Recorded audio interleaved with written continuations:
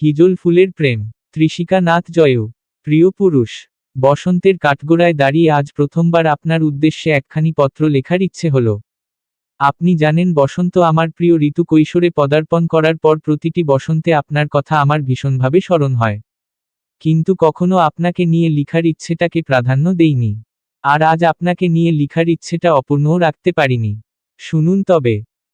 বসন্তে যখন প্রকৃতির বুকে নতুন ছোঁয়া লাগে, বিশুদ্ধ হাওয়া যখন মনে এসে দোলা দিয়ে যায়, চারিদিক থেকে কোকিলের মিষ্টি সুরেলা কণ্ঠ এসে যখন কানে বাজে, তখন আমার আফসোস হয় এই আমি প্রকৃতিবিলাসী, বসন্তবিলাসী। তাও বসন্তের ছোঁয়া আমার হৃদয়ে আফসোসের সূচনা করে। এর কারণ কি জানেন?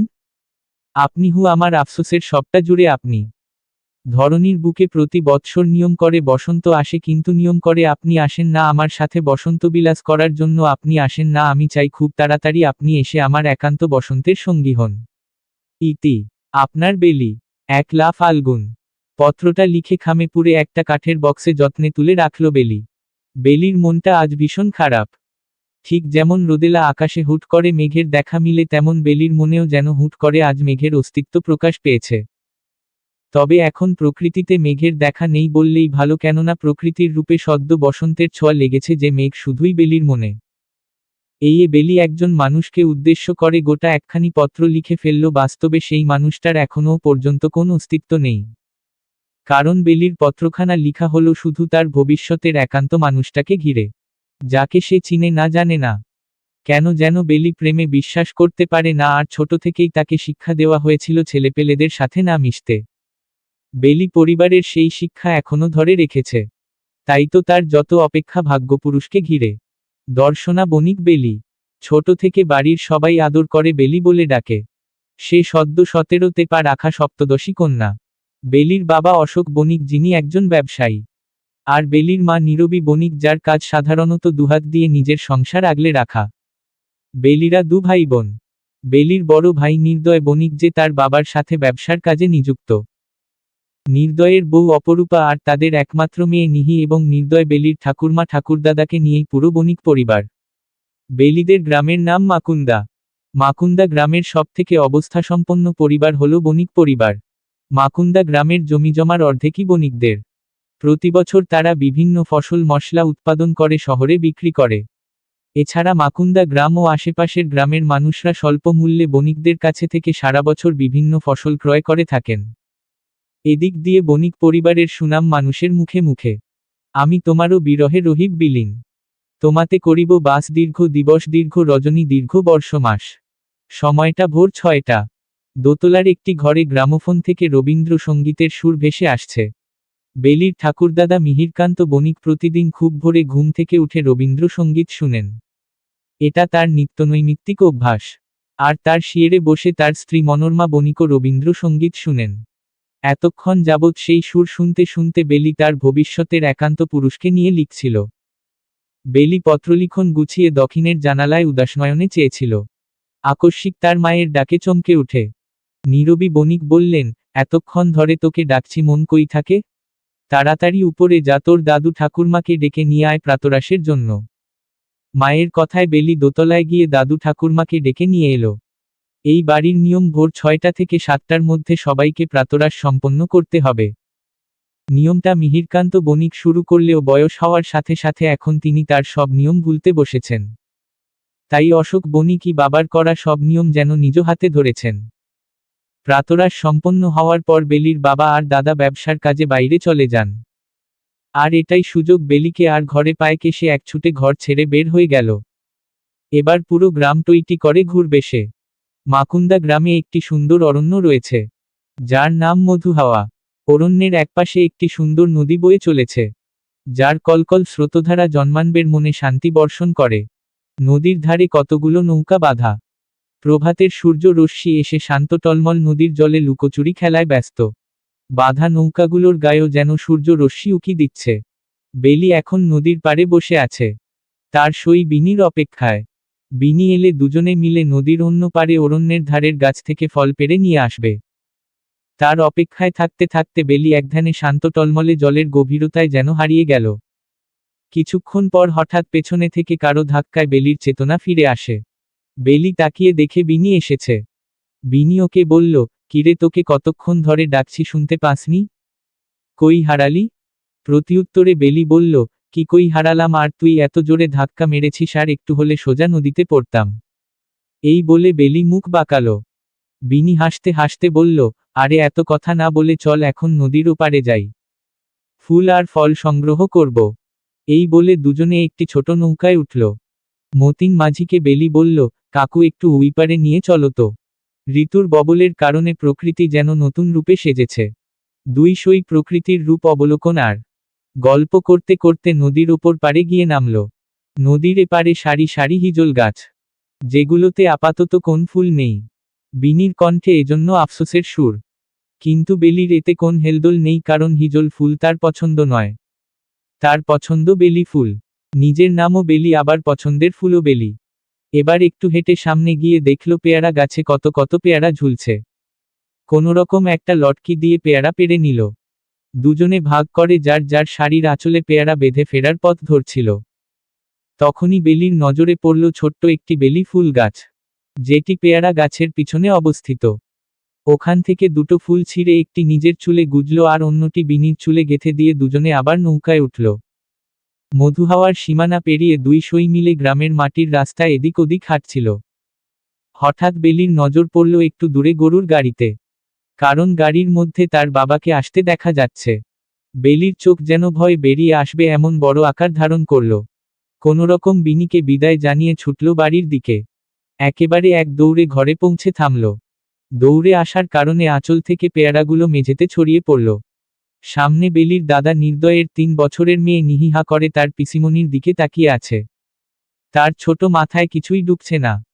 তাই জোরে তার মাকে ডেকে আধো আধো বুলিতে বলল, মা তাড়াতাড়ি এসো, পিতিকে ভূতে ধরেছে। বেলি যেন আরো হতভম্ব হয়ে গেল। কিন্তু নিহির ডাকে তার মা এলো না, বরং বেলির মা হেসেল থেকে বের হয়ে দেখতে এলো তার নাতনি কি বলছে। এসে দেখে বেলি আহাম্মকের মতো দাঁড়িয়ে আছে, মেঝেতে পেয়ারা ছড়িয়ে ছিটিয়ে আছে।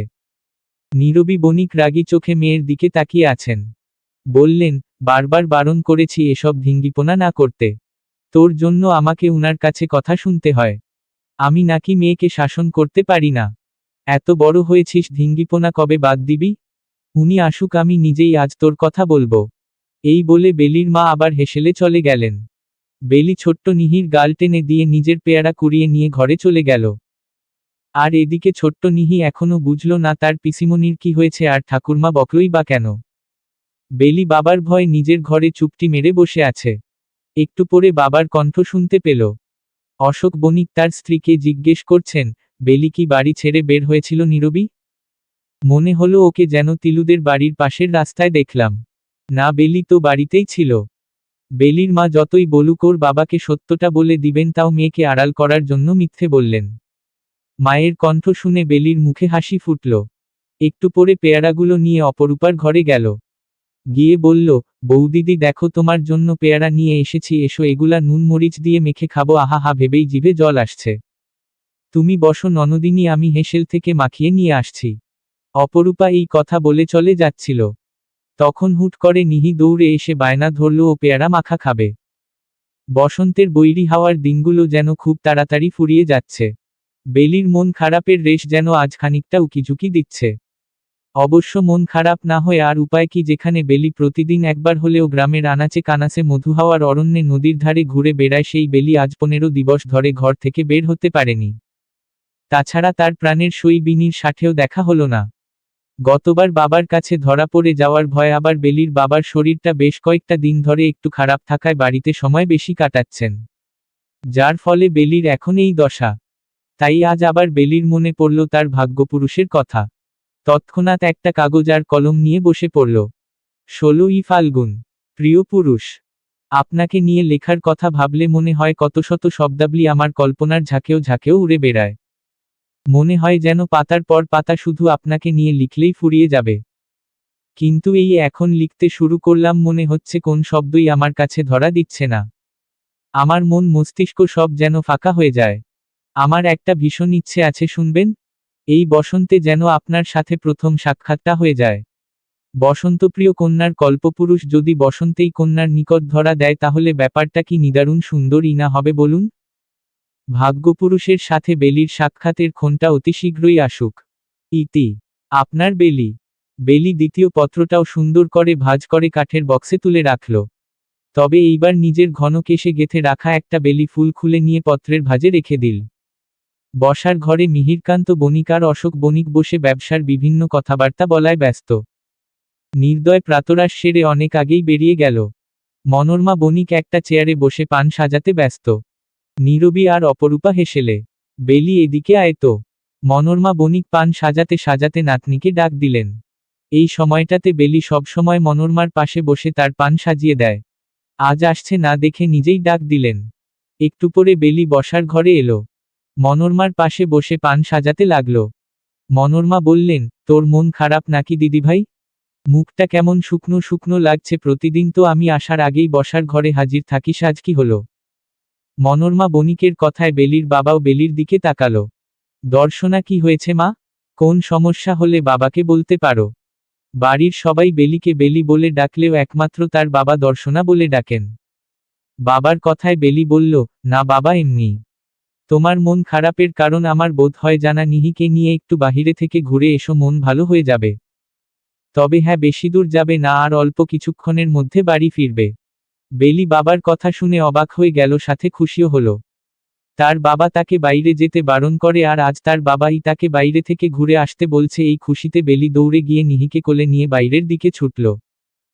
পেছনে থেকে মিহিরকান্ত বণিক চেঁচিয়ে বলছেন, আরে আস্তে যা, পড়ে তো মুখের নকশা পাল্টে ফেলবি, তখন আবার বিয়ে দিতে পারবো না। বেলি বোধ হয় দাদুর কথা শুনলও না। সে এখন মুক্তপাখি, তাকে আর পায় কে? এতদিন পর বাড়ি থেকে বের হওয়ায় বেলি প্রথমে গেল বিনির সাথে দেখা করতে। তাদের বাড়ির বিপরীত দিকে কয়েকটা বাড়ি পার হলেই বিনির বাড়ি। বিনিদের দোচালা ঘর। বিনির মা উঠানে বসে সবজি কুটছিল। কাকিমা, বিনি কোথায়? বিনি তো তিলুর সাথে বের হলো, বোধ হয় বড় মাঠের ওদিকে গেল। কতদিন পর আসলি, তাও নিহিকে নিয়ে? আয় একটু বসবি? না কাকিমা, পরে আসবো আবার। এখন বিনির কাছে যাই। বেলি এই কথা বলে বড় মাঠের দিকে প্রস্থান করল। বড় মাঠটি গ্রামের সামনের প্রাঙ্গণে। ছোট ছোট বাচ্চা ছেলেমেয়েরা সবসময় এখানে নিজেদের মতো খেলাধুলা করে। প্রতিদিন বিকালে বাচ্চাদের পাশাপাশি বড় ছেলেপেলেরাও এই মাঠে আড্ডার পসরা সাজিয়ে বসে। বড় মাঠের দুপাশে সারি সারি বিভিন্ন গাছপালা মাথা উঁচু করে দাঁড়িয়ে আছে, সেগুলো যেন খেলায় ব্যস্ত ছোট্ট বাচ্চাদের নিজের ছায়ায় আগলে ধরেছে। বেলি মাঠে পৌঁছে নিহিকে নামিয়ে দিল। সেও বাচ্চাদলের সাথে খেলায় মেতে উঠল। আর নিজে গিয়ে বিনি, তিলু আর টুসির সাথে গল্পে ব্যস্ত হয়ে পড়ল। সায়ান্নের শুরু অম্বরে নীলাভ আর লালচে আভা ছড়িয়ে সূর্য বিদায় নিতে ব্যস্ত। বণিক বাড়ি থেকে শঙ্খধ্বনি ভেসে আসছে। নীরবী আর অপরূপা পুজোর ঘরে। বেলি সেই মধ্যাহ্ন থেকে ঠাকুরদাদার ঘরে গিয়ে উপন্যাসে মুখ গুজে পড়েছিল। মিহিরকান্ত বণিকের উপন্যাস পড়ার বাতিক আছে। দোতলায় উনার ঘরে একটা ছোটখাটো লাইব্রেরি আছে, যেটাতে বিভিন্ন লেখকের বই। বেলিও তাই যেকোনো সময় নিজের মনমতো বইয়ের দুনিয়ার হারিয়ে যায়।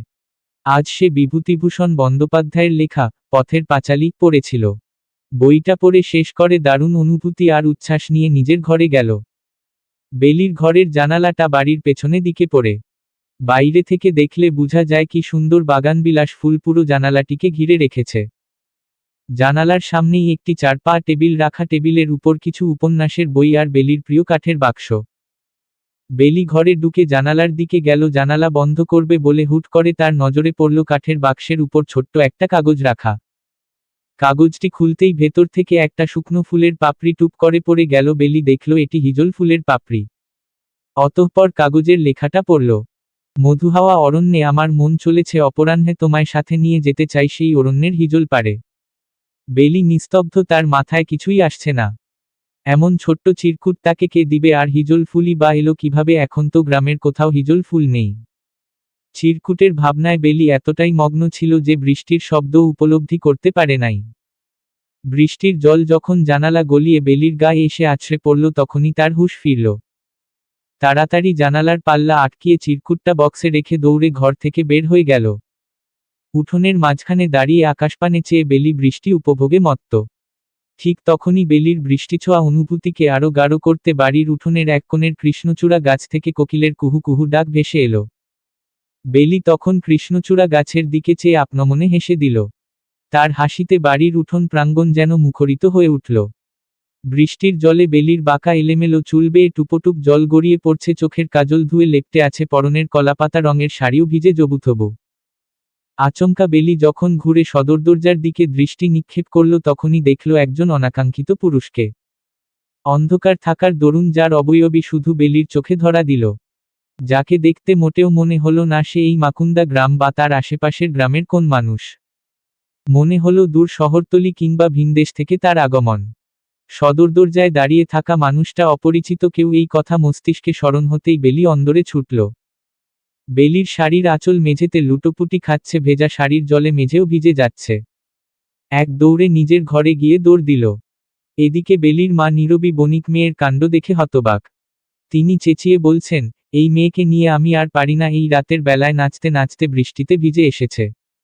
বলি শরীরে যে অসুখ বাঁধাবে, তখন সেবা যত্ন কে করবে শুনি। এদিকে নিহিও বেলির ছুটে যাওয়া দেখল। সে বেলিকে ভিজে অবস্থায় দেখে খুবই আনন্দিত। খিলখিল করে শুধু হাসছে। নীরবী বণিক একবার নাতনির দিকে চেয়ে হেসেলের পথ ধরলেন। এখন আবার রাতের রান্না বসাতে হবে।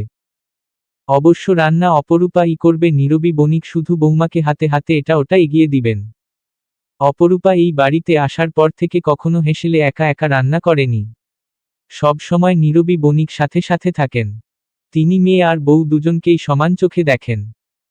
নীরবী বণিকের কথা হলো, একটি মেয়ে বাপের বাড়ি ছেড়ে সারা জীবনের জন্য শ্বশুর বাড়িতে বউ হয়ে আসে, শুধুই কি সকাল থেকে রাত অবধি কাজ করার জন্য। একসময় সেও তো তার বাবা মায়ের কলিজার টুকরো ছিল, কত আদর আহ্লাদে বড় হলো। তাই সব শাশুড়ির উচিত তার বৌমাকে নিজের মেয়ের চোখে দেখা। এজন্য নীরবী বণিক কখনো বেলি আর অপরূপার মধ্যে পার্থক্য করেন না। বেলি ভিজে শাড়ি ছেড়ে একটা গোলাপি রঙা শাড়ি গায়ে জড়িয়ে নিল। এরপর চুপি চুপি ঘরের দরজা একটু ফাঁক করে উকি দিয়ে দেখল বসার ঘরে মা এখনো আছে নাকি বসার ঘরে নীরবী বণিক নেই, আছে শুধু নিহি। সে হাত পা ছড়িয়ে মেঝেতে শুয়ে আছে। বেলি কাছে গিয়ে নিহিকে টেনে উঠালো, জিজ্ঞেস করল, কিরে এমন করে শুয়ে আছিস কেন? ঘরে কি তোর শোবার কোন জায়গা নেই? নিহি মুখ ফুলিয়ে বলল, মাকে বলেতে একটু মিঠাই দিতে, মা দেয়নি। বলেতে মিঠাই কে কে, আমি নাকি তোতলা হয়ে গেতি? চল আমি তোকে মিঠাই দেব। বেলি এ কথা বলে নিহিকে কোলে তুলে নিল। তখন দেখল নির্দয় ঘরে ঢুকছে। বেলি তৎক্ষণাৎ কিছু একটা চিন্তা করে তাকে জিজ্ঞেস করল, দাদা সদর দরজায় কাউকে দাঁড়িয়ে থাকতে দেখেছ? না তো, কেন? কেউ এসেছিল? না, আমি বৃষ্টি দেখতে বাইরে গিয়েছিলাম, তখন মনে হলো কেউ দাঁড়িয়েছিল। মনে হয় অন্ধকারে ভুল দেখেছি। বৃষ্টি দেখতে গিয়েছিস নাকি বৃষ্টিতে ভিজতে গিয়েছিস? বেলি আর কোন উত্তর না দিয়ে নিহিকে নিয়ে হেসেলে দিকে দৌড় দিল। পেছনে থেকে নির্দয় বোনের ভয় পাওয়া দেখে আপনমনে হাসল। মাঝরাতে ধরণীর বুকে আরেক পশলা ঝুম বৃষ্টি নামল। সন্ধ্যায় বৃষ্টিতে ভেজার দরুন বেলির ভীষণ জ্বর এলো। বৃষ্টির গতির সাথে পাল্লা দিয়ে বেলির জ্বরও যেন এই মাঝরাতে বাড়ছে। একটি কাঁথা গায়ে দিয়ে বেলি অচেতন অবস্থায় শুয়ে আছে। নীরবী বণিক একটি হারিকেন জ্বালিয়ে মেয়ের শিয়েরে বসে জলপট্টি দিচ্ছেন। জ্বরের ঘোরে বেলির চোখের পাতা কাঁপছে, ঠোঁট নড়ছে, বিড়বিড় করে কিছু বলছে, কিন্তু নীরবী কিছুই বুঝতে পারছেন না। এত রাতে কবিরাজ পাওয়া যাবে না, তাই তিনি আর বাড়ির কাউকে ডাকেননি। ভোররাতের দিকে জ্বর একটু ছাড়ল। নীরবী বণিক তখন মেয়ের পাশে শুয়ে ঘুমিয়ে পড়েছেন। টানা 7 দিনের জ্বরের ধকল শেষে বেলি অবশেষে সুস্থ হয়ে উঠল। গ্রামের শিবু কবিরাজের পথ্য আর নীরবী বণিকের সেবা যত্নে বেলি আরোগ্যে লাভ করল। সেদিন প্রাতরাশ শেষে সবাই বসার ঘরে বিভিন্ন কথাবার্তা বলছিল। তখন নীরবী বণিক বললেন, শুনলাম মোহনা গ্রামের দাসবাড়ির ছেলে নাকি বিলেত থেকে পড়াশোনা করে এসেছে। কে, বিজু দাসের ছেলে নাকি? মিহিরকান্ত বণিক ছেলের বউয়ের দিকে জিজ্ঞাসু দৃষ্টিতে তাকিয়ে বললেন, হ্যাঁ বাবা। নির্দয় তখন জমির ফসল তদারক করার জন্য বের হচ্ছিল। মায়ের কথা শুনে সে বলল, এখন গ্রামের স্কুলে পড়াবে শুনলাম। যতই হোক বিলেত থেকে পড়াশোনা করে এসেছে, অবশ্য ভালোই হবে, একজন ভালো মাস্টার মশাই সবাই পাবে। ছেলেটার নাম কি যেন? এতক্ষণে অশোক বণিকের কণ্ঠ শোনা গেল। অবনীন্দ্র। তুমি ওর কথা ভুলে গেলে বাবা? ছোটবেলায় আমাদের গ্রামে কত আসতো, আমাদের বাড়িতেও তো এসেছিল। হ্যাঁ, তারপর তো বেশ কয়েক বছর চলে গেল। দাসদের ছেলে বিলেত থেকে পড়াশোনা করে এসেছে, ভাবো কি কাণ্ড। অবশ্য শুনলাম বিজুর কেমন দূরসম্পর্কের ভাইয়ে নাকি অবনীন্দ্রকে নিয়ে গেল। না হলে ওদের আর বিলেত যাওয়া। বেলি এতক্ষণ নিজের ঘরে বসে বাবা দাদার কথা শুনছিল। ও অবাক হলো, নিজের মনেই আওড়ালো, বাব্বাহ, বিলেত ফেরত মাস্টার মশাই আমাদের স্কুলে পড়াবেন। বেলি আবার অনেকদিন পর বাড়ি থেকে বের হলো। অবশ্য এর আগে বিনির সাথে একবার দেখা হয়েছিল। ওর অসুখের কথা শুনে বিনি তাকে দেখতে এসেছিল বিনিদের বাড়ি থেকে ওকে সঙ্গে নিয়ে দুজনে গেল মধুহাওয়া অরণ্যের নদীর ধারে। নদীর ধারে বিশাল একটা পুরনো বটগাছ আছে। দুজনে বটগাছের ছায়ায় বসল। এই নদী পার হয়ে ভিসুবা গ্রামে যাওয়া যায়। সেই গ্রাম অনেক বড়। সেখানে প্রতি সপ্তাহে একদিন বড় হাট বসে আশেপাশের সব গ্রামের মানুষরা নিজেদের জিনিসপত্র নিয়ে হাটে বিক্রি করতে যায়। বেলির বাবা ভাইও বিভিন্ন মশলা নিয়ে ভিসুবা গ্রামে গেল। তাই তো বেলি কোনোরকম মধ্যাহ্নভোজ সেরে বের হয়ে গেল। নৌকার মাঝিদের আজ বিশ্রাম নেই, সপ্তাহের এই দিনই তাদের একটু বেশি উপার্জন করার দিন। আজ আর একটা নৌকাও ঘাটে বাঁধা নেই।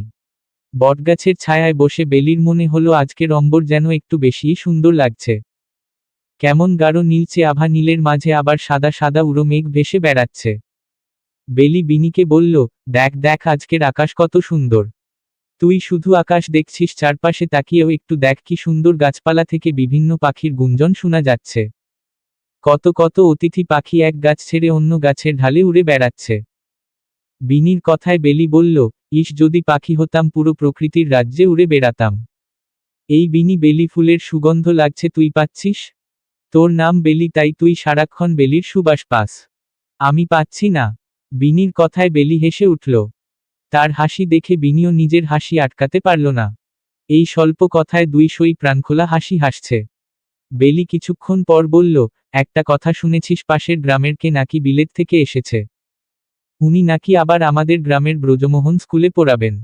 হ্যাঁ রে, শুনেছি। আমার আফসোস হচ্ছে, জানিস আমাদের পড়াকালীন এমন ভালো মাস্টার মশাই ছিল না। বিলেত থেকে পড়ে আসা মাস্টার মশাই কেমন হয় তা জানতে ইচ্ছে করে।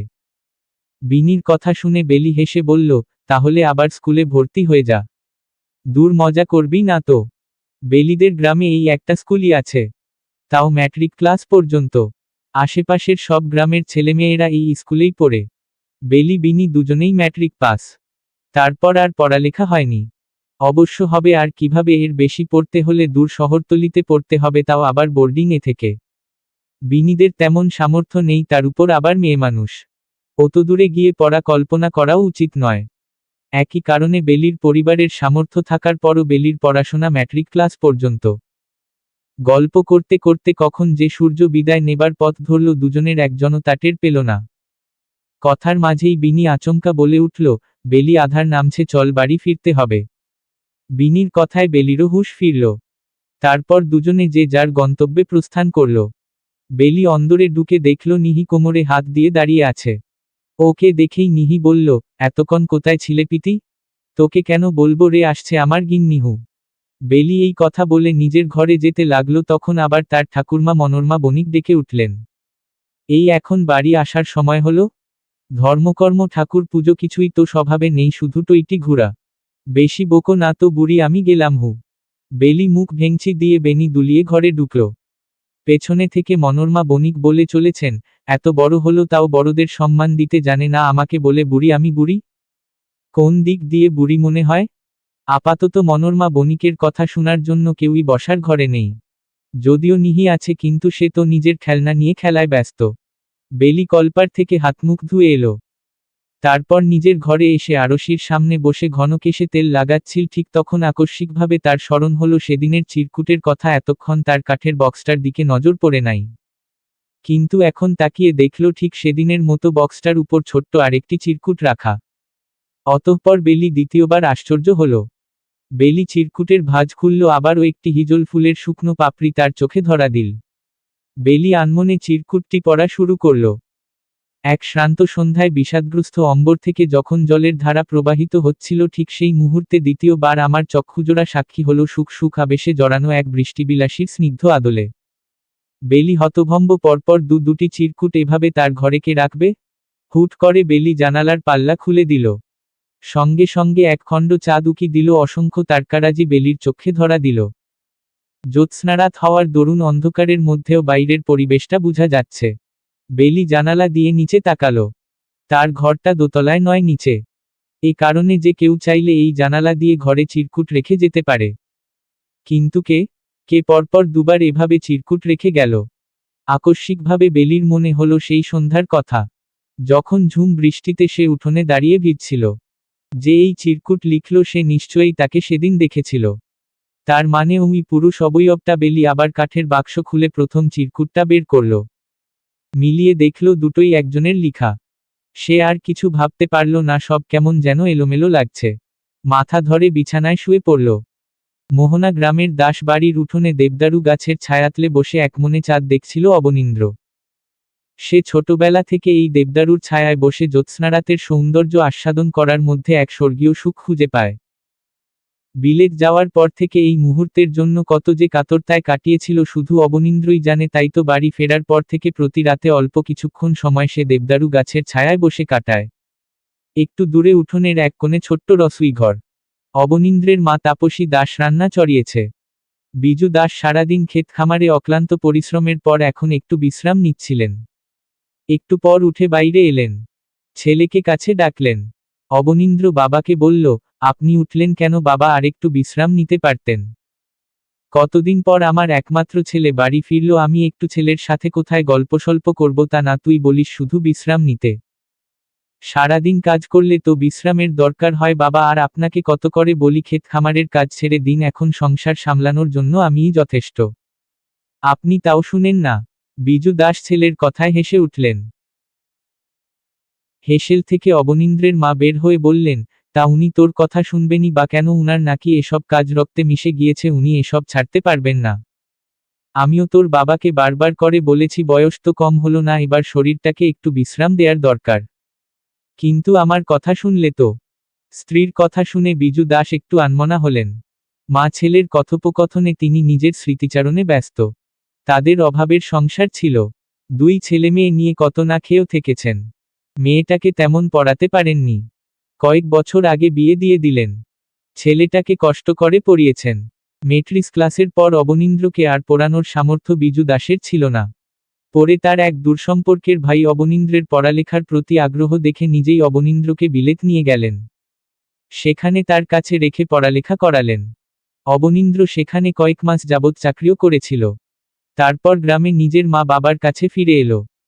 বিজু দাস যখন অবনীন্দ্রকে বাড়ি ফেরার কারণ জিজ্ঞেস করলেন তখন অবনীন্দ্র বলল তার নাকি আর সেখানে থাকার ইচ্ছে নেই, গ্রামে মা বাবার কাছে থাকবে।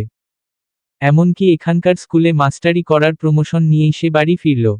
অবশ্য ছোটবেলা থেকে অবনীন্দ্রের গ্রামের প্রতি আলাদা মায়া ছিল। তাই সে নিজের গ্রাম ছেড়ে অত দূরে থাকতে পারেনি। নীরবী বণিক সেই কখন থেকে রাতের খাবার খাওয়ার জন্য বেলিকে ডাকছেন। এদিকে বেলির কোনো সাড়াশব্দ নেই। মেয়ের ঘরে গিয়ে দেখলেন সে নিদ্রায় বিভোর। নীরবী বণিক মেয়েকে কয়েকবার ধাক্কা দিয়ে তারপর উঠালেন। বেলি না খাওয়ার বায়না ধরল। তার চোখে যেন নিদ্রারাজে এসে বিরাজ করছে, কিছুতেই চোখ মেলে তাকাতে পারছে না। এদিকে ছোট্ট নিহিও তার ঠাকুরমার পেছনে পেছনে বেলির রুমে এলো। পিসিমণির এই অবস্থা দেখে নিহি বলল, তুমি এত বড় হয়েও আমার আগে ঘুমিয়েছ, আর দেখো আমার চোখ এখনো ইয়া বড়। নিহি তার দুহাত দিয়ে নিজের চোখ টেনে ধরে কথা বলছিল। তখন অপরূপা এসে মেয়েকে কোলে তুলে নিয়ে যেতে যেতে বলল, তুমি বেশ পাকনা হয়ে গেছো বুঝি, চলো খেতে চলো। খাবার নিলেই পালাই পালাই করে। বেলিকে ধাক্কা দিয়ে তুলেও আর খাওয়ানো গেল না। সে আবার শুয়ে ঘুমিয়ে গেল। নীরবী বণিক উপায় না পেয়ে ঘরের দোর টেনে প্রস্থান করলেন। তাপসী দাস খাবার পরিবেশনে ব্যস্ত। বাবা ছেলে খুব আয়েশ করে খাচ্ছে। অবনীন্দ্র বাড়ি ফেরার পর থেকে তাপসী প্রতিদিন অনেকগুলো পদ রান্না করেন। ছেলেটা কতদিন মায়ের হাতের রান্না খায়নি, এ কথা মনে করে মায়ের বুক কেমন করে ওঠে। অবনীন্দ্র বাবাকে বলল, ভাবছি অরুণিমাকে কাল গিয়ে নিয়ে আসব। আমি এখনো আমার একমাত্র ভাগ্নেকে দেখলাম না। মেয়েটাকে কত মাস যাবৎ দেখি না। সে কবে জামাইবাবা নিয়ে এসেছিল আবার সঙ্গে করে নিয়ে গেল। দুটো দিন থাকতেও দিল না।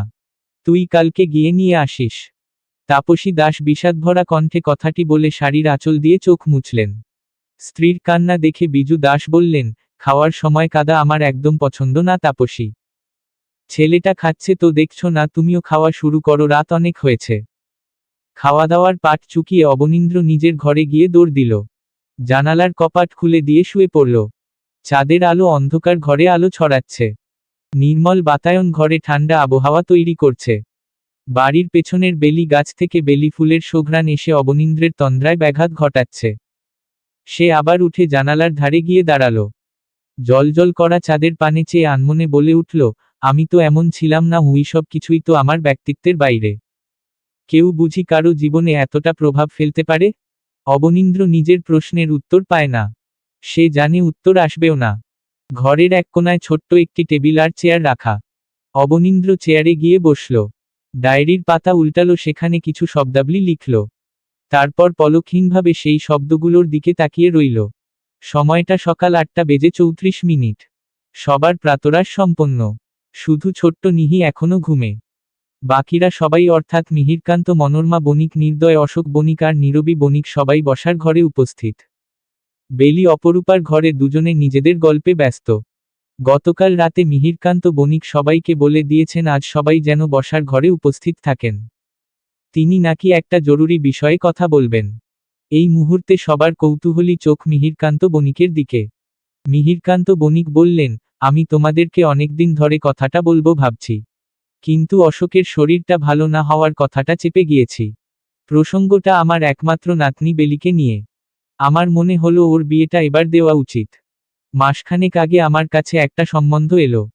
পাত্র সম্পর্কে যতটুকু খোঁজ খবর নেয়া দরকার তা আমি নিয়েছি। তবে তোমাদের সিদ্ধান্ত না জেনে তো আর এগোতে পারছি না। এই মুহূর্তে নির্দয়কে দেখে মনে হচ্ছে সে ঠাকুরদাদার কথায় সন্তুষ্ট না। চোখ মুখ শক্ত করে বলল, আমাদেরকে না জানিয়ে এত কিছু করা উচিত হয়নি দাদু। অন্তত বাবাকে জানাতে পারতেন। অশোক বণিকও ছেলের কথায় সায় জানালেন। তবে তিনি বাবার সিদ্ধান্ত অযৌক্তিক মনে করছেন না। তাই বললেন, পাত্রের হদিশ দিন বাবা, আমি না হয় শুরু থেকে আবার সবটা তদারকি করি। আপনি কি আমার সাথে একমত? তুমি বেলির বাবা, আমার থেকেও বেলির উপর তোমার অধিকার বেশি। তুমি নিজের মতো সব খোঁজখবর নিতে পারো। মিহিরকান্ত বণিক কথাটা বলে নিজের ঘরের উদ্দেশ্যে প্রস্থান করলেন। সবাই নিজেদের মতামত নিয়ে ব্যস্ত। কেউ একবারও নীরবী বণিককে কিছু জিজ্ঞেস করার প্রয়োজন বোধ করলেন না। তিনি কেমন অসহায় মুখে বসে আছেন। হয়তো মেয়ের জন্য বুকটা কেমন করছে। একটা দীর্ঘশ্বাস ছেড়ে তিনিও উঠে গেলেন। এদিকে মনোরমা বণিক ছেলের বউয়ের দিকে তাকিয়ে আছেন। এই মুহূর্তে হয়তো একমাত্র তিনিই নীরবী বণিকের মনের কথা বুঝতে পারছেন। কারণ তারও তো একটা মেয়ে আছে। একসময় মেয়েটাকে বিয়ে দিয়ে পরের বাড়ি পাঠালেন। অবনীন্দ্র আজ প্রথমবার স্কুলে পড়াতে যাবে। তাপসী দাস সে ভোরবেলা ঘুম থেকে উঠে রান্না চড়ালেন। গরম ভাতের সাথে পাঁচমিশালি সবজি, লাউ চিংড়ি ছানার তরকারি, রুই মাছের ঝোল আর মিষ্টান্ন। আজ ছেলের চাকুরির প্রথম দিন, না খেয়ে বেরোবে তা তো হয় না। তাই এত আয়োজন। খাওয়া দাওয়ার পাট চুকিয়ে মা বাবাকে প্রণাম সেরে অবনীন্দ্র স্কুলের উদ্দেশ্য রওনা দিল। মোহনা গ্রাম থেকে মাকুন্দা গ্রামের দূরত্ব খুব বেশি নয়। পায়ে হেঁটে গেলে আধ ঘন্টার পথ। তাই অবনীন্দ্র পায়ে হেঁটেই চলল। পথিমধ্যে যত মানুষের সাথে দেখা হলো সবাই তার খবরাখবর জানতে ইচ্ছুক। অবনীন্দ্র ও বিনয়ের সহিত সবার সাথে কথা বলতে বলতে স্কুলে পৌঁছাল। স্কুল ছুটি হয় বিকাল 3টায়। অবনীন্দ্র ক্লাস শেষে আর বাড়ি ফিরল না। একেবারে বোনকে নিয়ে আসার জন্য রওনা দিল। অরুণিমার শ্বশুরবাড়ি ভিসুবা গ্রামে। দূরত্ব অনেক বেশি। নদী পার হয়ে তারপর যেতে হবে। অবনীন্দ্র মধুহাওয়া অরণ্যের পাশ দিয়ে হাঁটা শুরু করল। তার মনে হলো এই শ্রান্ত বিকেলে অরণ্যের সৌন্দর্য যেন কয়েকগুণ বেড়ে গেল। অরণ্যের সৌন্দর্য অবলোকন করতে করতে সে নদীর ধারে পৌঁছাল। অতঃপর একটি নৌকায় উঠে বসল। নৌকার মাঝি তার যাত্রা শুরু করল। নদীর জলের কলকল শ্রদ্ধনি অবনীন্দ্রের কানে যেন মধুর স্বরে বাজতে লাগল। সে এই নদী যাত্রা দারুণভাবে উপভোগ করতে করতে চলল। ভিসুবা গ্রামে পৌঁছাতেই রাত হয়ে যাবে। আজ আর বাড়ি ফেরা হবে না। অবনীন্দ্র সিদ্ধান্ত নিল আগামীকাল ভোরবেলায় বোন আর ভাগ্নেকে নিয়ে মোহনার উদ্দেশ্য রওনা দিবে। অবনীন্দ্র যখন নৌকায় উঠল তখন পেছনে পেছনে নদীর ধারে এসে উপস্থিত হলো বেলি আর বিনি।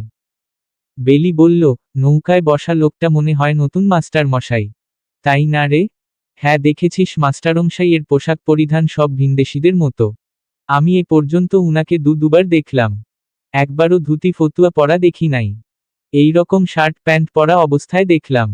যাই বলিস, দূর থেকে উনাকে দেখতে কিন্তু সুন্দরী লাগে। জানি না কাছ থেকে কেমন।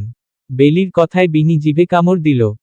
আর বলল, কি বলছিস কি বেলি, মাস্টার মশাইরা পিতার সমান। বুঝে শুনে কথা বলবি তো।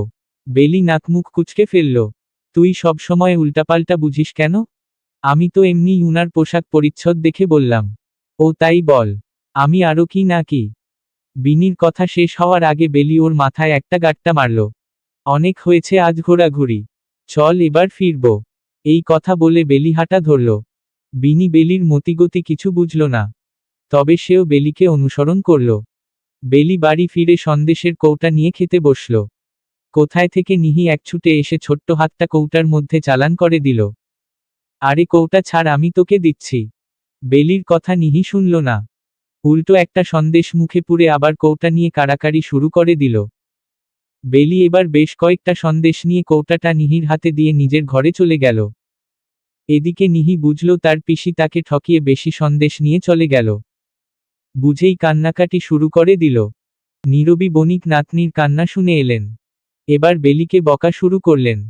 এত বড় মেয়ে হয়েও ছোট্ট ভাতিজির সাথে খাবার নিয়ে কাড়াকাড়ি করিস, তোর লজ্জা করে না বেলি? প্রতিউত্তরে বেলি নিজের ঘরে থেকেই বলল, খাবারই তো নিয়ে খেলাম, এতে লজ্জার কি আছে মা? বেলির কথায় নীরবী বণিক আর কিছু বললেন না। এই মেয়েকে বুঝানো তার কর্ম নয়। অতঃপর নাতনিকে কোলে নিয়ে কান্না থামাতে লাগলেন। এদিকে বেলি ঘরে ঢুকে তৃতীয়বার অবাক হল। গত দুবারের মতো এবারও টেবিলের উপর একটা কাগজ ভাঁজ করে রাখা তার উপন্যাসের বইগুলোর উপর। এবার অবশ্য অবাকের সাথে সাথে বেলির মাথায় দুশ্চিন্তাও ঝেঁকে বসল। এসব চিরকুটের কথা যদি ঘুণাক্ষরেও মা বাবা বা দাদা টের পায় তাহলে বেলির আর রক্ষে হবে না। বেলি কাগজটা নিয়ে বিছানায় বসল। মনে হচ্ছে বুকের ভেতরটা দুরুদুরু কাঁপছে। হাতের আঙুলগুলোও যেন কাঁপছে। আস্তে ধীরে কাগজটা খুলল, আবারও একটি শুকনো হিজল ফুলের পাপড়ি। বেলি শুকনো পাপড়িটি হাতে তুলে নিল। অতঃপর চিরকুটটি পড়া শুরু করল। নীলচে অম্বর আর সিঁদুররাঙা সূর্যকোণের নিম্নে একটি প্রাচীন বটগাছের ছায়ায় বসা এক মনোহরিণী ধরা দিল একজন ব্যক্তিত্ববান পুরুষের মনমন্দিরে। সেই মনোহরিণীর ঐন্দ্রজালে আটকা পড়ে সেই পুরুষের সবটুকু ব্যক্তিত্ব গুরুবালির মতো ঝরোঝরো করে ভুবনে পতিত হলো বলে এর দায়ভার কার? সেই মনোহরিণীর নিশ্চয়ই নাকি ঐন্দ্রজালে আটকে পড়া সেই পুরুষের। চিরকুট পড়ার পর বেলির মনে হলো তার এই ব্যক্তিত্ববান পুরুষটির সাথে দেখা করা দরকার। কারণ বেলি বুঝে গেছে এই পুরুষটা সব চিরকুট তাকে নিয়েই লিখেছে। সেদিন বিনি সহ মধুহাওয়ার পাশে নদীর ধারের বটগাছের নিচে বসেছিল সে। আর সেদিন চিরকুট লেখা লোকটা তাকে আবারও দেখেছিল। হঠাৎ করে বেলির মনে আবার ভয়ের উপদ্রব ফিরে এলো। বাড়ির কেউ যদি জেনে যায় তখন বেলির কি হবে, এই কথা ভেবে বেলির চোখ ছলছল করে উঠল। ভয়ের তাড়নায় বেলি চিরকুট সহ কাঠের বাক্সটি চৌকির নিচে রেখে দিল, যাতে কারো চোখে না পড়ে। পরদিন দুপুরবেলায় অবনীন্দ্র তার বোন আর ভাগ্নেকে নিয়ে বাড়ি পৌঁছাল। বিজু দাস তখন বাড়িতে ছিলেন না, খেতে গিয়েছেন। তাপসী দাস সবে রান্নার কাজ শেষ করে রসুইঘর থেকে বের হলেন। অরুণিমা তাপসী দাসকে দেখে মা বলে ডেকে উঠল। তাপসী দাস তৎক্ষণাৎ ছুটে এসে মেয়েকে জড়িয়ে ধরে কেঁদে ফেললেন। অরুণিমাও অনেকদিন পর মাকে পেয়ে আর চোখের জল আটকাতে পারল না। তখন বিজু দাস বাড়িতে ঢুকলেন। তিনি খবর পেয়েছেন তার মেয়ে এসেছে, তাই আর দেরি করেননি। ক্ষেতের কাজ ছেড়ে ছুটে এসেছেন। এসেই 2 বছরের নাতিকে কোলে তুলে নিলেন। এতদিন পর মেয়ে ছেলে আর নাতিকে একসঙ্গে পেয়ে বিজু দাসের বাড়ি যেন খুশিতে ভরে উঠল। খেতে বসে তাপসী মেয়েকে জিজ্ঞাসা করলেন, হ্যাঁ রে অরু, জামাই বাবা আসলো না যে? উনি কাজে ব্যস্ত মা, আমি যাওয়ার আগে খবর পাঠাতে বলেছেন, এসে নিয়ে যাবে। অবনীন্দ্র নিজেও খাচ্ছে, আবার ছোট্ট ভাগ্নেকেও খাইয়ে দিচ্ছে। ওকে সবাই আদর করে বাবুন বলে ডাকে। অবনীন্দ্র এটা ওটা বলছে আর বাবুন হেসে গড়াগড়ি খাচ্ছে। ওর হাসি দেখে তাপসী আর বিজু দাসও হেসে চলেছেন। দিন 2 পরে। আকাশ মেঘাচ্ছন্ন। সকাল থেকে সূর্যরশ্মি ধরণীর বুকে রোদের তাণ্ডব চালিয়েছে। মধ্যাহ্নের পর হুট করে মেঘের তাণ্ডব শুরু হলো। বেলির মনে হচ্ছে আকাশ রোদ আর বৃষ্টি নিয়ে সিদ্ধান্তহীনতায় ভুগছে। আকাশের এই রোদ, এই বৃষ্টির সিদ্ধান্তহীনতার মধ্যে বেলি একটা সিদ্ধান্ত নিল, সে তার কল্পপুরুষকে নিয়ে লিখবে। চিরকুট যেই দিক তাকে তো সে জানে না, সে শুধু তার কল্পপুরুষকে জানে। জানালার দিয়ে হুড়মুড় করে দক্ষিণা হাওয়া ঢুকছে। বাগানবিলাস ফুল হাওয়ার বেগে দুলছে। দৃশ্যটা বেলির কাছে খুবই মনোরম লাগল। কাগজ কলম নিয়ে বেলি জানালার সামনের চেয়ারে পত্র লেখার জন্য বসল। সবেমাত্র লেখা শুরু করল তৎক্ষণাৎ অপরূপা ঘরে এলো। অপরূপার আওয়াজ শুনে বেলি চেয়ার ছেড়ে উঠে দাঁড়িয়ে বলল, কি গো বৌদিদি, কিছু বলবে?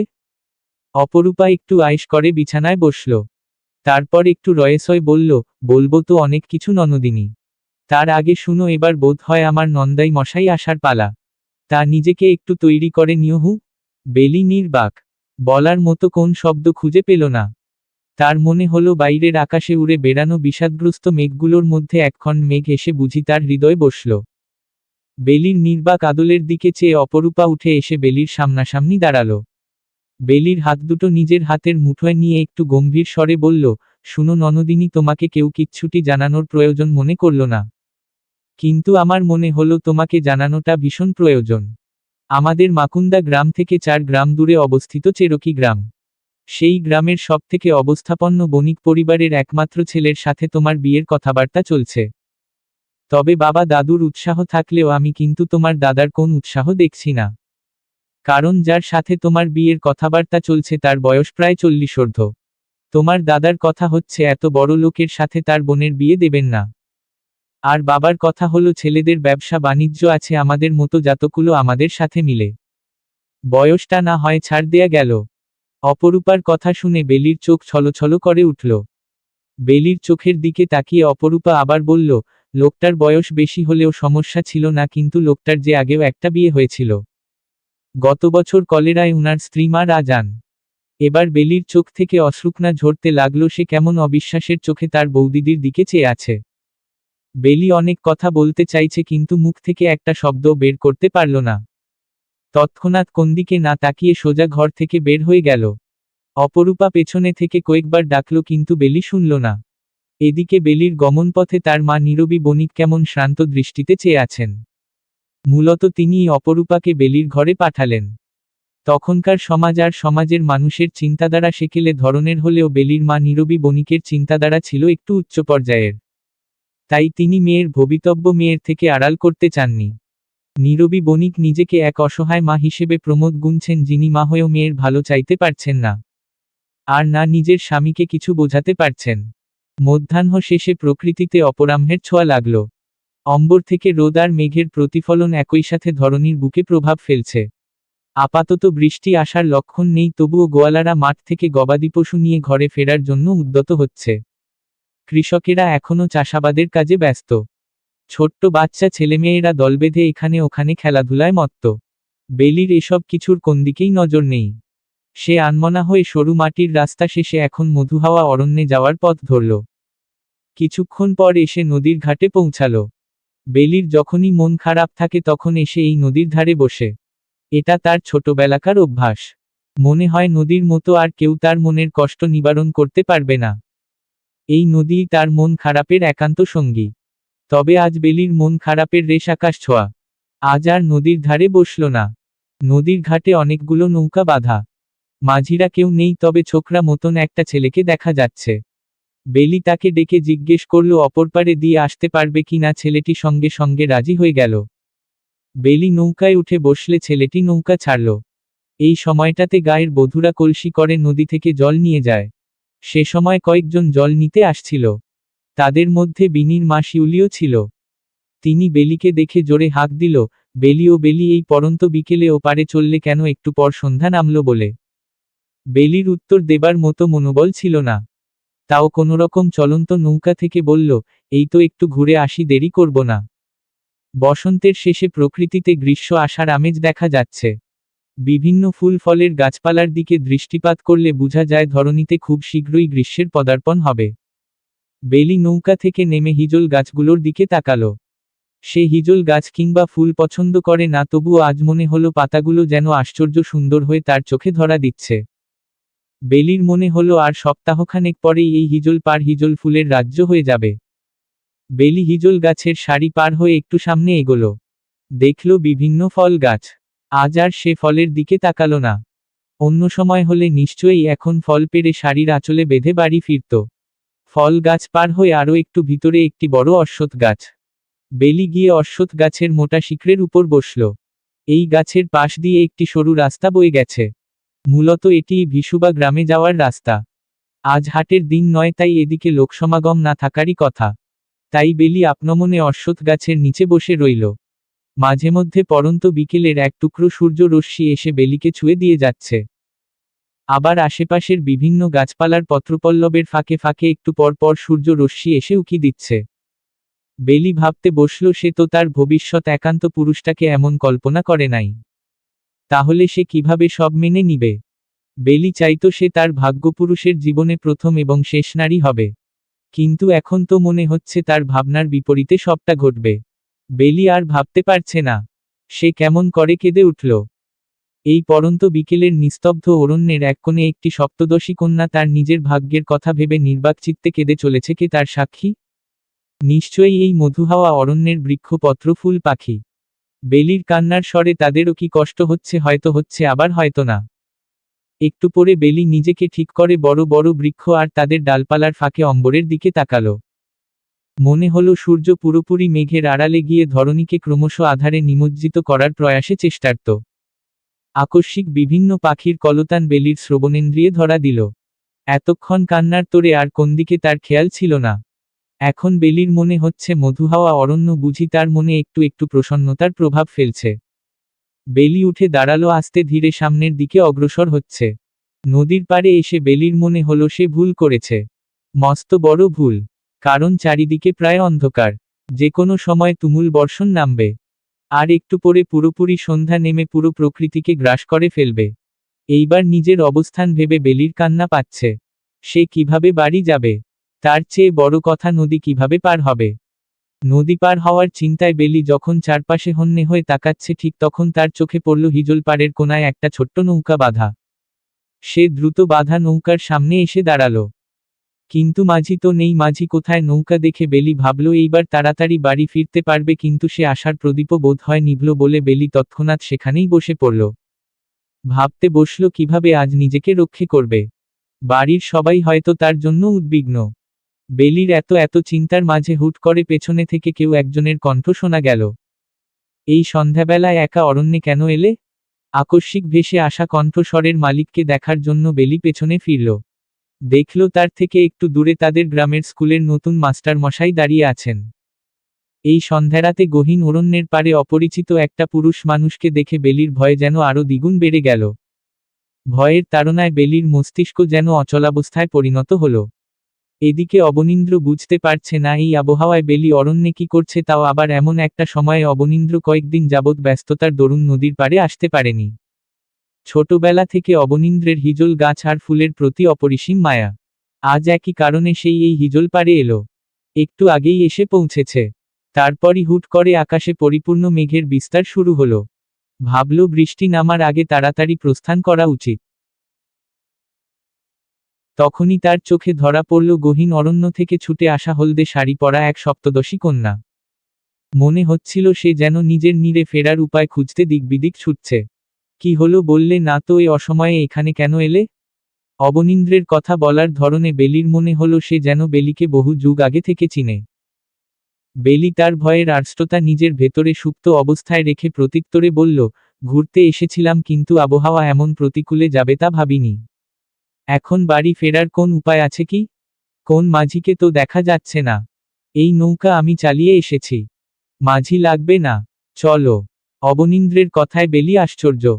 মাস্টারমশাই আবার নৌকাও চালাতে পারে? তবে নিজের আশ্চর্যখানি ঢেকে সে অবনীন্দ্রের সাথে নৌকায় উঠল। অবনীন্দ্র বৈঠা বাইতে শুরু করল। চারদিকে জলের কলকল স্রোতধ্বনি যেন মুখর হয়ে উঠল। বেলি সেই জলের দিকে একমনে তাকিয়ে চুপটি করে বসে রইল। আর অবনীন্দ্রের ভাবভঙ্গিমা দেখে মনে হচ্ছে নৌকায় যে আরও একজন মানুষ আছে তা সে জানেই না। যখন নদী পার হয়ে তারা ঘাটে নামল তখন সন্ধ্যা পুরোপুরি ঝেঁকে বসেছে। এই সন্ধ্যায় তোমার একা যাওয়া ঠিক হবে না। চলো এগিয়ে দেই। অবনীন্দ্রের কথায় বেলি কোন দ্বিমত করল না। তার পিছু পিছু নির্বিকারে হাঁটা শুরু করল। হাঁটতে হাঁটতে বেলি চারপাশে নজর দিয়ে বুঝল কোন জন্মানবের চিহ্ন নেই। আবহাওয়ার দরুন সবাই বোধ হয় ঘরে ঢুকে দৌড় দিল। একটু পরে আকস্মিক বাতাসের গতিবেগ বেড়ে গেল। টুপটাপ বৃষ্টির ফোঁটা পড়তে আরম্ভ করল। বেলিদের বাড়ির কাছাকাছি আসতেই অবনীন্দ্র বেলিকে কিছু না বলে উল্টোপথে হাঁটা শুরু করল। গন্তব্য মোহনা গ্রাম। বেলি বুঝতে পারল অবনীন্দ্র চলে যাচ্ছে। সেও কোন প্রতিক্রিয়া দেখালো না, বরং দ্রুতগতিতে বাড়িমুখো হাঁটছে। ততক্ষণে ঝুমঝুম করে ধরণীর বুকে তুমুল বর্ষণের আগমন ঘটল। আকস্মিক অবনীন্দ্রের গলা থেকে রবীন্দ্রসঙ্গীতের কয়েকটা লাইন শোনা গেল। এমন দিনে তারে বলা যায়, এমন ঘনঘোর বরিশায়, এমন দিনে মন খোলা যায়, এমন মেঘস্বরে বাদল ঝড়োঝরে, তপনহীন ঘন তমসায়। বেলি মাত্র বাড়ির মূল ফটকে পা রাখবে তখনই তার শ্রবণেন্দ্রিয়ে রবীন্দ্রসঙ্গীতের সুর ভেসে এলো। এক মুহূর্তের জন্য বেলি থমকে দাঁড়াল। তৎক্ষণাৎ পেছনে ফিরে দেখল অবনীন্দ্র একমনে হেঁটে চলেছে আর তার কাছ থেকেই গানের সুর ভেসে আসছে। বেলি কিক্ষণ যাবৎ অবনীন্দ্রের গমনপথে চেয়ে রইল। তারপর আবার তাড়াহুড়ো করে বাড়ির মধ্যে প্রবেশ করল। বেলি উঠোনে পৌঁছে দেখল তার দাদা নির্দয় ঘর থেকে ছাতা মাথায় ধরে বের হচ্ছে। নির্দয় বেলিকে দেখে দ্রুত এগিয়ে এসে জিজ্ঞেস করল, এতক্ষণ কোথায় ছিলি? আমি মাত্র বাড়ি ফিরলাম আর সাথে সাথেই মা আর তোর বৌদিদি জানালো তুই নাকি সেই অপরাহ্নে বাড়ি ছেড়ে বের হয়ে এখনো ফিরিসনি। দাদার এত কথায় বেলির মধ্যে উদ্বেগের সৃষ্টি হলো। সে ভিতরে ভিতরে ভয় পাচ্ছে বাবাকে কি জবাব দিবে। বেলি কিছু বলতে যাবে তার আগেই নির্দয় বোনের হাত ধরে বাড়ির পিছন দিকে যেতে লাগল। আর বলল, এখন সামনে দিয়ে যাওয়ার দরকার নেই। বাবা বসার ঘরে বসে আছেন। পিছনের দরজা দিয়ে চল। আজ তুমি আমাকে বাবার হাত থেকে বাঁচাতে চাইছো যে? বেলির প্রশ্নে নির্দয় কেন বোনের দিকে তাকিয়ে তার বুকটা কেমন ধড়ফড় করে উঠল। বেলির চোখের দিকে তাকিয়ে বলল, এত কথা বলিস কেন? এমনিতেই পুরো ভিজে গেলি, আবার জ্বর বাঁধাবি। চল তাড়াতাড়ি। বেলি আর কিছু বলল না। সে বোধ হয় তার দাদার মনের কথাটা আজ বুঝতে পারছে। পেছনের দরজা দিয়ে ঢুকলে একটা গলি। সেই গলির প্রান্তভাগেই বেলির ঘর। বেলি ঘরে ঢুকে আস্তে ধীরে দৌড় দিল। ভেজা শাড়ি পাল্টে একটা সবুজ রঙা শাড়ি গায়ে জড়িয়ে নিল। বসার ঘরে মিহিরকান্ত বণিক আর অশোক বণিকের মধ্যে বিভিন্ন কথাবার্তা চলছে। তাহলে বাবা আমি কি তাদেরকে আগামীকাল একটা খবর দেব? না মানে মেয়েকে তো আগে দেখতে হবে তাই না? অশোক বণিকের কথায় মিহিরকান্ত বণিক বললেন, হ্যাঁ কালই একটা খবর পাঠিয়ে দাও। আমিও চাইছি না আর কোন বিলম্ব হোক। দুজনের কথার মাঝে নির্দয় সেখানে উপস্থিত হল। সে বাবা আর দাদুকে উদ্দেশ্য করে বলল, আমি বলছিলাম আর একটিবার কি ভেবে দেখার প্রয়াস করলে হয় না? একটা বিপত্নিক পুরুষের সাথে বুঝি তোমার বোন হওয়ার পাশাপাশি দর্শনা আমার মেয়ে হয়। বাবা হয়ে আমি নিশ্চয়ই আমার মেয়ের খারাপ চাইব না। আর সবথেকে বড় কথা ওখানে বিয়ে হলে আমার মেয়ে সুখে থাকবে। তাদের কোন কিছুর অভাব নেই। বাবার কথায় নির্দয়ের রাগ যেন তরতর করে বাড়ছে। তবে সে আর একটি কথাও বলল না। সোজা বসার ঘর থেকে প্রস্থান করল। সে বুঝে গেছে এদের সাথে সারাক্ষণ কথা বললেও কোন লাভ হবে না। এই সন্ধ্যারাতের তুমুল বর্ষণে ভিজে জবুথবু হয়ে অবনীন্দ্র বাড়ি ফিরল। ঘরে ঢুকতেই তাপসী দাস একের এক প্রশ্ন করা শুরু করলেন, বৃষ্টিতে ভিজলি কেন বাবা? একটু কোথায় আশ্রয় নিতে পারতি বৃষ্টি কমলে ফিরতি। আর ফিরেছিস যখন এত দেরি করলি কেন? দেখছো তো পুরো ভিজে গেলাম। আগে ভেজা কাপড় ছাড়ি তারপর তোমার সব প্রশ্নের উত্তর দিচ্ছি মা। এই কথা বলে অবনীন্দ্র নিজের ঘরের দিকে অগ্রসর হল। একটু পরে অরুণিমা তার ছেলেকে কোলে নিয়ে বসার ঘরে এলো। তখন অবনীন্দ্রও নতুন পোশাক পরিধান করে বসার ঘরে উপস্থিত হল। বাবুন অনেকক্ষণ পর তার মামাকে দেখে কোলে ঝাঁপিয়ে পড়ল। অবনীন্দ্র বাবুনকে কোলে নিয়ে অরুণিমার উদ্দেশ্য। অরুণিমা বলল, ঘুমাচ্ছে শরীরটা নাকি একটু খারাপ লাগছে। ডাক্তার ডাকতে হবে? অবনীন্দ্রের কথায় অরুণিমা হেসে উঠল। হাসতে হাসতে বলল, এই গ্রাম দেশে তুই ডাক্তার কোথায় পাবি রে দাদা? বৈদ্য বা কবিরাজ পেতে পারিস। এতে হাসার কি আছে ভুলে বলে ফেলেছি। আর দরকার হলে শহরে নিয়ে বাবাকে ডাক্তার দেখাবো। আরে না তেমন কিছু নয়। হালকা একটু মাথা ধরেছে বলল। ঠিক হয়ে যাবে। মা পিঠা বানাচ্ছে। চল যাই। বেলি নিজের ঘরে শুয়ে আছে। ঘরের এক কোণে একটা প্রদীপ জ্বলছে। বাইরে এখনো বৃষ্টি থামার নাম নেই। বোধ হয় আজ সারা রাত্রিও থামবে না। নীরবী বণিক বেলির ঘরে এসে বিছানায় বসলেন। আলতো করে মেয়ের মাথায় হাত বুলিয়ে দিতে দিতে বললেন, এত দেরি করে ফিরলি যে নিশ্চয়ই মধুহাওয়া অরণ্যের ধারে গিয়েছিলি? মায়ের আদুরে কণ্ঠস্বরে বেলির বুকের ভেতর যেন কান্নারা উতলে উঠছে চাচ্ছে। ভাঙা গলায় কোনোরকম বলল, নদীর ওপারে গিয়েছিলাম মা। হুট করে এমন অন্ধকার করে বৃষ্টি নামবে তা ভাবতে পারিনি। তাহলে ফিরলি কিভাবে? ও পারে নৌকা ছিল? নীরবী বণিকের চিন্তার্ত কণ্ঠের বিপরীতে বেলি সত্যটা বলবে নাকি চেপে যাবে বুঝতে পারছে না। একটু ভেবেচিন্তে সিদ্ধান্ত নিল সত্যটাই বলবে। এখানে তো গোপন করার মতো কোন কথা নেই। বেলি উঠে বসল। মায়ের চোখের দিকে তাকিয়ে বলল, ওখানে নৌকা ছিল কিন্তু মাঝি ছিল না মা। আমি এক মুহূর্তের জন্য ভাবলাম আজ বোধ হয় সহজে বাড়ি ফিরতে পারবো না।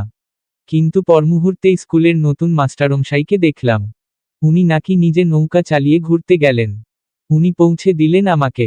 নীরবী বণিক সবটা শুনে নিস্তব্ধ হয়ে গেলেন। কিন্তু আবার দুহাত তুলে ঠাকুরের নিকট কৃতজ্ঞতা জানালেন, মেয়েটা যে সুস্থ স্বাভাবিকভাবে বাড়ি ফিরল এই ঢের। এখন চল খেয়ে নে, দুপুরের পর থেকে তো পেটে কিছু পড়েনি। একেবারে খেয়ে তারপর ঘুমাবি। নীরবী বণিকের কথায় বেলি আর উচ্চবাচ্য করল না। মায়ের সাথে হেসেলের পথ ধরল। তাপসী দাস গরম গরম তেলের পিঠা বানাচ্ছেন। অবনীন্দ্র, অরুণিমা আর বাবুন গরমাগরম পিঠা খেতে ব্যস্ত। একটু পরে বিজু দাসও এসে পিঠা খাওয়ায় যোগ দিলেন। তাপসী দাস তখন ছেলেকে উদ্দেশ্য করে বললেন, তুই না আমাকে কি যেন বলবি দেরি করে ফেরা নিয়ে? এখন বল।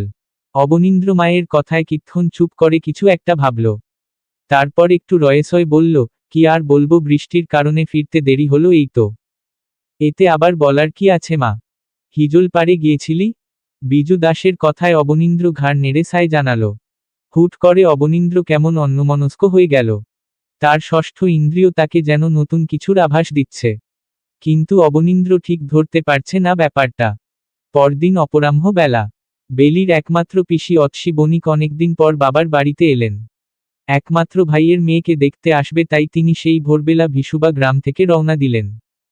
অৎসি বণিকের স্বামী বিহল বণিকও এসেছেন। তাদের এক ছেলেও এক মেয়ে। মেয়েকে বিয়ে দিয়েছেন। ছেলেও বিয়ে করে সংসারী হয়ে গেল। নীরবী বণিক একমাত্র নোনাসো তার বরকে আপ্যায়নে ভীষণ ব্যস্ত। অৎসি বণিক আসার পর থেকে বারবার বলে চলেছেন তিনি যখন এসেছেন তখন একবারে বেলির বিয়ের পর্ব শেষ করে তবেই শ্বশুরালয়ে ফিরবেন। আর মনোরমা বণিক মেয়ের কথায় শুধু সায় জানাচ্ছেন।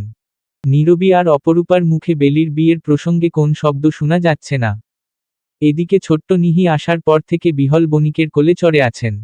বিহল বণিক আসার পর নিহির জন্য অনেক খেলনা নিয়ে এসেছেন, এর জন্যই এত ভাব। অশোক বণিক আর নির্দয় সন্ধ্যারাতে বাড়িতে প্রবেশ করল।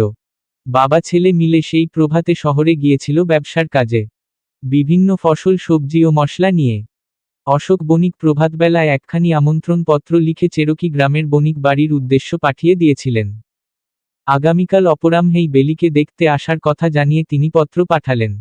অশোক বণিক বাড়িতে প্রবেশ করেই ভগ্নিপতি বিহল বণিকের সাথে খোশগল্পে ব্যস্ত হয়ে পড়লেন। নির্দয়ের এসব কিছুই ভালো লাগছে না। সে পিসি আর পিসেমশাইকে প্রণাম সেরে নিজের ঘরে চলে গেল। নীরবী বণিক আর অপরূপা আজকের সাথে সাথে আগামীকালকে অনাগাত অতিথি আপ্যায়নের জন্যও বিভিন্ন তোড়জোড়ে ব্যস্ত। বেলি নিজের ঘরে। গতকাল সন্ধ্যারাতে বাড়িতে প্রবেশের পর সে আর বের হয়নি, এমনকি দরকার ছাড়া নিজের ঘর থেকেও বের হচ্ছে না। সারাক্ষণ নিজের ঘরে বসে নির্ভীকভাবে চোখের অশ্রু বিসর্জনে মত্ত সে। এর মাঝেও বেলির মাস্টারমশাইয়ের কথা মনে পড়ছে। তার হুট করে মনে হলো সেদিন বৃষ্টিতে ভেজার সময় যে পুরুষের অবয়ব দেখে সে থমকে গিয়েছিল সে আর কেউ নয়, মাস্টারমশাই। কারণ সেদিনের পুরুষ অবয়বের সাথে গতকালকের মাস্টারমশাইয়ের অবয়ব সম্পূর্ণ মিল। এ কথা স্মরণে আসতে বেলি তৎক্ষণাৎ বিছানা ছেড়ে উঠে কাঠের বাক্সটি নিয়ে এলো। তিনটি চিরকুট আবারও সূক্ষ্মভাবে দেখছে। সেদিন বৃষ্টিতে ভেজা নিয়ে যে চিরকুটটা লেখা, বেলি সেটা হাতে নিয়ে বসে রইল। আরও একবার সে চিরকুটটা পড়ল। এক শ্রান্ত সন্ধ্যায় বিষাদগ্রস্ত অম্বর থেকে যখন জলের ধারা প্রবাহিত হচ্ছিল, ঠিক সেই মুহূর্তে দ্বিতীয়বার আমার চক্ষুজোড়া সাক্ষী হলো সুখ সুখ আবেশে জড়ানো এক বৃষ্টিবিলাসীর স্নিগ্ধ আদলে। বেলি কিক্ষণ যাবৎ চিরকুটটার দিকে তাকিয়ে কিছু একটা ভাবল, তারপর নিজের মনেই বলল, সেদিন একমাত্র ওই পুরুষটা আমাকে উঠোনে দেখেছিল। তাহলে এই চিরকুটটা নিশ্চয়ই তার লেখা। কিন্তু উনি যদি মাস্টারমশাই হন তাহলে কিভাবে সম্ভব, উনি কেন আমাকে নিয়ে লিখবেন? আর সবথেকে বড় কথা, গতকাল উনার আচরণও স্বাভাবিক ছিল। তাহলে এসব? বেলি আর ভাবতে পারছে না। তার মস্তিষ্ক যেন আর কিছু নিতে পারছে না। পরদিন প্রাতবেলায় বিনি বেলিদের বাড়িতে এলো। এসেই বেলির ঘরে গিয়ে জিজ্ঞেস করল, কিরে, তোর দেখা নেই কেন? বের হস না? কাকু বকেন নাকি? বিনির একসাথে এত প্রশ্নে বেলির কোন হেলদোল নেই। সে উদাসনয়নে জানালার বাইরের দিকে গাঢ় নীলচে অম্বরের দিকে চেয়ে আছে। বিনি আবার বলে উঠল, শুনলাম আজ নাকি তোকে দেখতে আসবে। আবার বিয়ের তারিখও নাকি পড়বে। সত্যি? তুই তো আমাকে কিছু বললি না বেলি। বিনির কণ্ঠে মন খারাপের রেশ বুঝে বেলি এবার ওর দিকে তাকালো। আমি নিজেও কিছু জানতাম না রে। তোকে আবার কখন বলবো? শুনলাম পাত্রের বয়স নাকি অনেক বেশি। আগেও নাকি একটা বিয়ে হয়েছিল, এটা সত্য? বেলি এবার কেঁদে উঠল। ছোটবেলা থেকে বেলি চঞ্চল, কিন্তু কথায় কথায় কাদার মতো মেয়ে নয়। বিনি বোধ হয় কখনো বেলিকে এমন কান্নারত অবস্থায় দেখেনি। সে কি বলে নিজের সইকে সান্ত্বনা দিবে সেটাও বুঝতে পারছে না। সময়টা মধ্যাহ্নের কিছুটা পর। বণিক বাড়িতে নতুন অতিথিদের আগমন ঘটল। চেরোকি গ্রামের অমূল্য বণিক সাথে তার ছেলে নৃপেন বণিক এবং নৃপেনের জ্যাঠা কাকা মামারা এসেছেন। অশোক বণিক বিহল বণিক আর নির্দয় অতিথিদের অভ্যর্থনায় ব্যস্ত। মিহিরকান্ত বণিক বসার ঘরে বসে আছেন। অশোক বণিক চান বিয়ের পাকা কথাটা আজই সেরে ফেলতে। এজন্য তিনি একটু চিন্তিত বটে। বাড়ির গৃহিণীরা সবাই বিভিন্ন রকম খাবারের পদ সাজিয়ে অতিথিদের সামনে হাজির করছেন।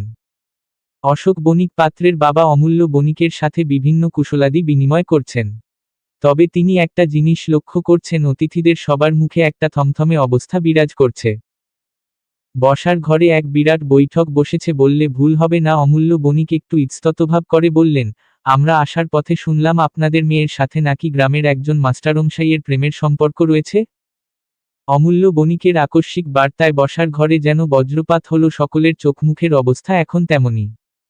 নীরবী বণিক, মনোরমা বণিক, অতসী আর অপরূপা হেসেলের ঘর থেকে সবটা শুনছেন। তারাও অবাক। ইতোমধ্যে বেলির পিসি অতসী বণিক নানা কটু কথা বলা শুরু করেছেন। বেলির মা কি বলবে কি করবে কিছুই বুঝতে পারছেন না। অশোক বণিক বললেন, আপনারা বোধহয় ভুল শুনেছেন। আমার মেয়ের এমন সম্পর্ক নেই। আমরা আপনাদের গ্রামে পা রাখার সাথে সাথেই এই খবর পেয়েছি অশোক মশাই। নেহাত অতদূর থেকে এলাম, যদি আরো আগে খবরটা পেতাম তাহলে নিশ্চয়ই আমরা আজ আপনার বাড়িতে আসতাম না। পাত্রের জ্যাঠা উক্ত কথাটি বলে অশোক বণিকের দিকে প্রশ্নাত্মক দৃষ্টিতে চেয়ে আছেন। পাত্রের আরেক কাকা বললেন, ধনী বাবার একমাত্র মেয়ে, তাই বোধ হয় শিকল ছেড়ে দিয়েছেন, তাই না মশাই? যতই হোক মেয়েমানুষকে সবসময় চার দেয়ালের মধ্যে বন্দি করে রাখতে হয়। ছেড়েছেন তো উড়েছে, সমাজের নিয়মই এটা। আবার আরেকটা কথাও শোনা যাচ্ছে, আপনাদের মেয়ে নাকি গত সন্ধ্যারাতে সেই মাস্টারমশাই এর সাথে নদী বিলাসে গিয়েছিল। এখন আপনারা কিছু না জানার ভান করছেন, তাই না? বোনের নামে এত কিছু শুনে নির্দয়ের চোখমুখ কঠোর হয়ে গেল। আকস্মিক সে আর নিজের রাগ নিয়ন্ত্রণ করতে না পেরে বলেই ফেলল, থামুন, আপনারা তখন থেকে আমার বোনের নামে আজেবাজে যত কথা বলেই চলেছেন। আমাদের তো কিছু বলার সুযোগ দিবেন নাকি?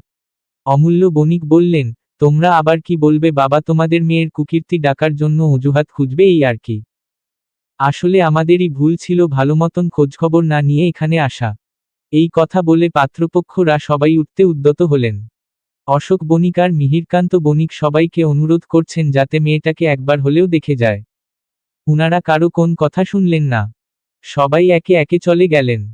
খাবারের পদগুলো অতি অবহেলায় চৌকির উপর পড়ে আছে। নির্দয় একপাশে চুপ করে দাঁড়িয়ে আছেন। মনোরমা বণিক আর নীরবী বনিল হেসেলের দাওয়ায় দাঁড়িয়ে শাড়ির আঁচল চেপে কাঁদছেন। অপরূপার চোখেও পানি। শুধু অতসী বণিক নিজের ভাইয়ের বউকে বিভিন্ন কটু কথা বলেই চলেছেন। তার ধারণা নীরবী মেয়েকে মানুষ করতে পারেনি। অবনীন্দ্র স্কুলের পড়ানো শেষ করে বাড়িমুখো হাঁটছিল। পথে মাকুন্দা গ্রামের এক লোক অবনীন্দ্রকে দেখে জিজ্ঞেস করল, মাস্টার মশাই কেমন আছেন? ভালো আছি কাকা। আপনি কেমন আছেন? ভালো বাবা। তা শুনলাম বণিক বাড়ির মেয়ের সাথে নাকি তোমার সম্পর্ক আছে। কথাখানা কি সত্যি বাবা? অচেনা লোকের মুখে এমন একটা কথা শুনে অবনীন্দ্র কিংকর্তব্য বিমূঢ়। কি বলছেন কাকা? কোথা থেকে শুনলেন? অবনীন্দ্রের হতবিহ্বল অবস্থা দেখে লোকটা যেন মজা পেল। সে আরেকটু রসিয়ে অন্যের থেকে শোনা কথাগুলো বলা শুরু করল, আজ তো বণিক বাড়ির মেয়েরে দেখতে আসার কথা ছিল। দেখতে আসছিলও, কিন্তু ছেলের পক্ষরা নাকি বলল মেয়ের সাথে তোমার সম্পর্ক আছে। গ্রামের মানুষদের থেকে উনারা শুনছেন। আবার শুনলাম তোমরা নাকি গতকাল বৃষ্টির মধ্যে একসাথে নদী ঘুরতে গিয়েছিলা। অবনীন্দ্র এইবার ভীষণভাবে ধাক্কা খেল। সে এখন এই লোকটাকে কি বলবে তাও বুঝতে পারছে না। তবে লোকটা আর তার উত্তরের জন্য দাঁড়ালো না। অবনীন্দ্র একটুক্ষণ দাঁড়িয়ে আবার হাঁটা শুরু করল। তবে সে এখন আর নিজের মধ্যে নেই। সে বুঝতে পারছে অঘটন যা ঘটার ঘটে গেছে। এমন অজপাড়াগাঁয়ের অবুঝদার মানুষগুলো তিলকে তাল বানিয়ে ফেলেছে। সে নিজের জন্য চিন্তা করছে না, তার সব চিন্তারা গিয়ে পড়ল বণিককন্যার উপর। নিজের ঘরে সাজসজ্জা সেরে বেলি অপেক্ষা করছিল। কিন্তু পাত্রপক্ষের সামনে তার আর যাওয়া হলো না। বসার ঘরের এত এত শোরগোল বেলির কর্ণকুহরে ঠিকই পৌঁছেছে। তখন থেকেই সে ভয়ে আর্ষ্ট। শব্দহীন কান্নারা অশ্রু হয়ে নির্গত হচ্ছে। এত মিথ্যে অপবাদ নেওয়ার ক্ষমতা যে বেলির নেই। কিছুক্ষণ পরে অপরূপা বেলির ঘরে প্রবেশ করে, তৎক্ষণাৎ দৌড় আটকে দিল। বেলিকে বলল, উনারা কি বলে গেল এসব? সবটা সত্যি? অপরূপার প্রশ্ন শুনে বেলি এবার শব্দ করে কেঁদে দিল। কান্নামুখে কোনোরকম বলল, সবটা মিথ্যে বৌদিদি, সবটা। বেলি আর কিছু বলতে পারল না। বসার ঘর থেকে অশোক বণিকের গম্ভীর কণ্ঠস্বর ভেসে এলো, দর্শনা, এক্ষুনি আমার সামনে উপস্থিত হও। এক মুহূর্তও বিলম্ব নয়। বাবার কথায় বেলি ভয়ে ভয়ে নিজের বৌদিদির পানে চাইল। অপরূপা চোখ দিয়ে বুঝালো সে অসহায়। বেলিকে এখন যেতেই হবে। চলো ননদিনী, বিলম্ব হলে বাবা আরো রেগে যাবেন।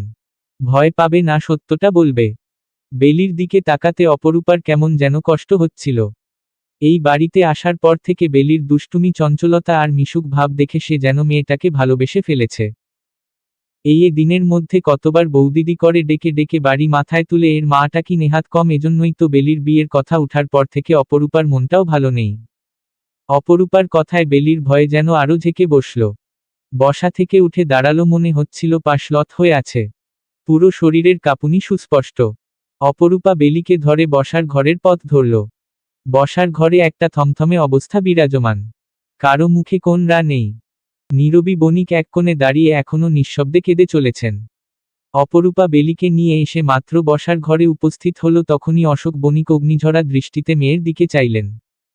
পারলে এখনই যেন মেয়েকে ভস্ম করে দেন। সবটা তো নিজের কানে শুনলে, এবার আমি নিজের কানে তোমার মুখ থেকে সবটা শুনতে চাই। বেলি ভয়ে লজ্জায় কুণ্ঠিত। কি বলবে কি করবে যেন মস্তিষ্কে কিছুই ধরা দিচ্ছে না। সত্যটা বললেও কি বাবা বিশ্বাস করবেন? এই উদ্বেগও তার মনের অস্থিরতা শতগুণ বাড়িয়ে দিচ্ছে। সবটা ভুল বাবা, সবটা বিচার করুন। কোনোরকম কান্নাজৃত কণ্ঠে বেলি কথাটা বলল। তবে গত সন্ধ্যারাতের ঘটনা কি মিথ্যে? আমি সত্যি অরণ্যে গিয়েছিলাম বাবা। তবে ওমন আকাশ খারাপ হবে আর অন্ধকার হবে আমি তা ভাবতে পারিনি। কোন নৌকা কিংবা মাঝিও ছিল না। তাই মাস্টারমশাই এর সাথে ফিরেছিলাম। তবে বাবা, আমি এর আগে কোনোদিন উনার সাথে কথা বলিনি। বিশ্বাস করুন বাবা। কিভাবে তুমি আমাকে বিশ্বাসের কথা বলছো? আর না হয় ধরলাম তোমার সব কথা সত্য, কিন্তু তুমি গ্রামের মানুষকে বিশ্বাস করাতে পারবে? আশেপাশের সব গ্রামে তোমার কথা ছড়িয়ে পড়েছে। বুঝতে পারছো তুমি? আমার তো এখন মনে হয় তোমার বিয়েটাও বোধ হয় দিতে পারবো না। আইবুড়ো করে ঘরে রাখতে হবে। অশোক বণিকের কথায় নীরবী আর চুপ থাকতে পারলেন না।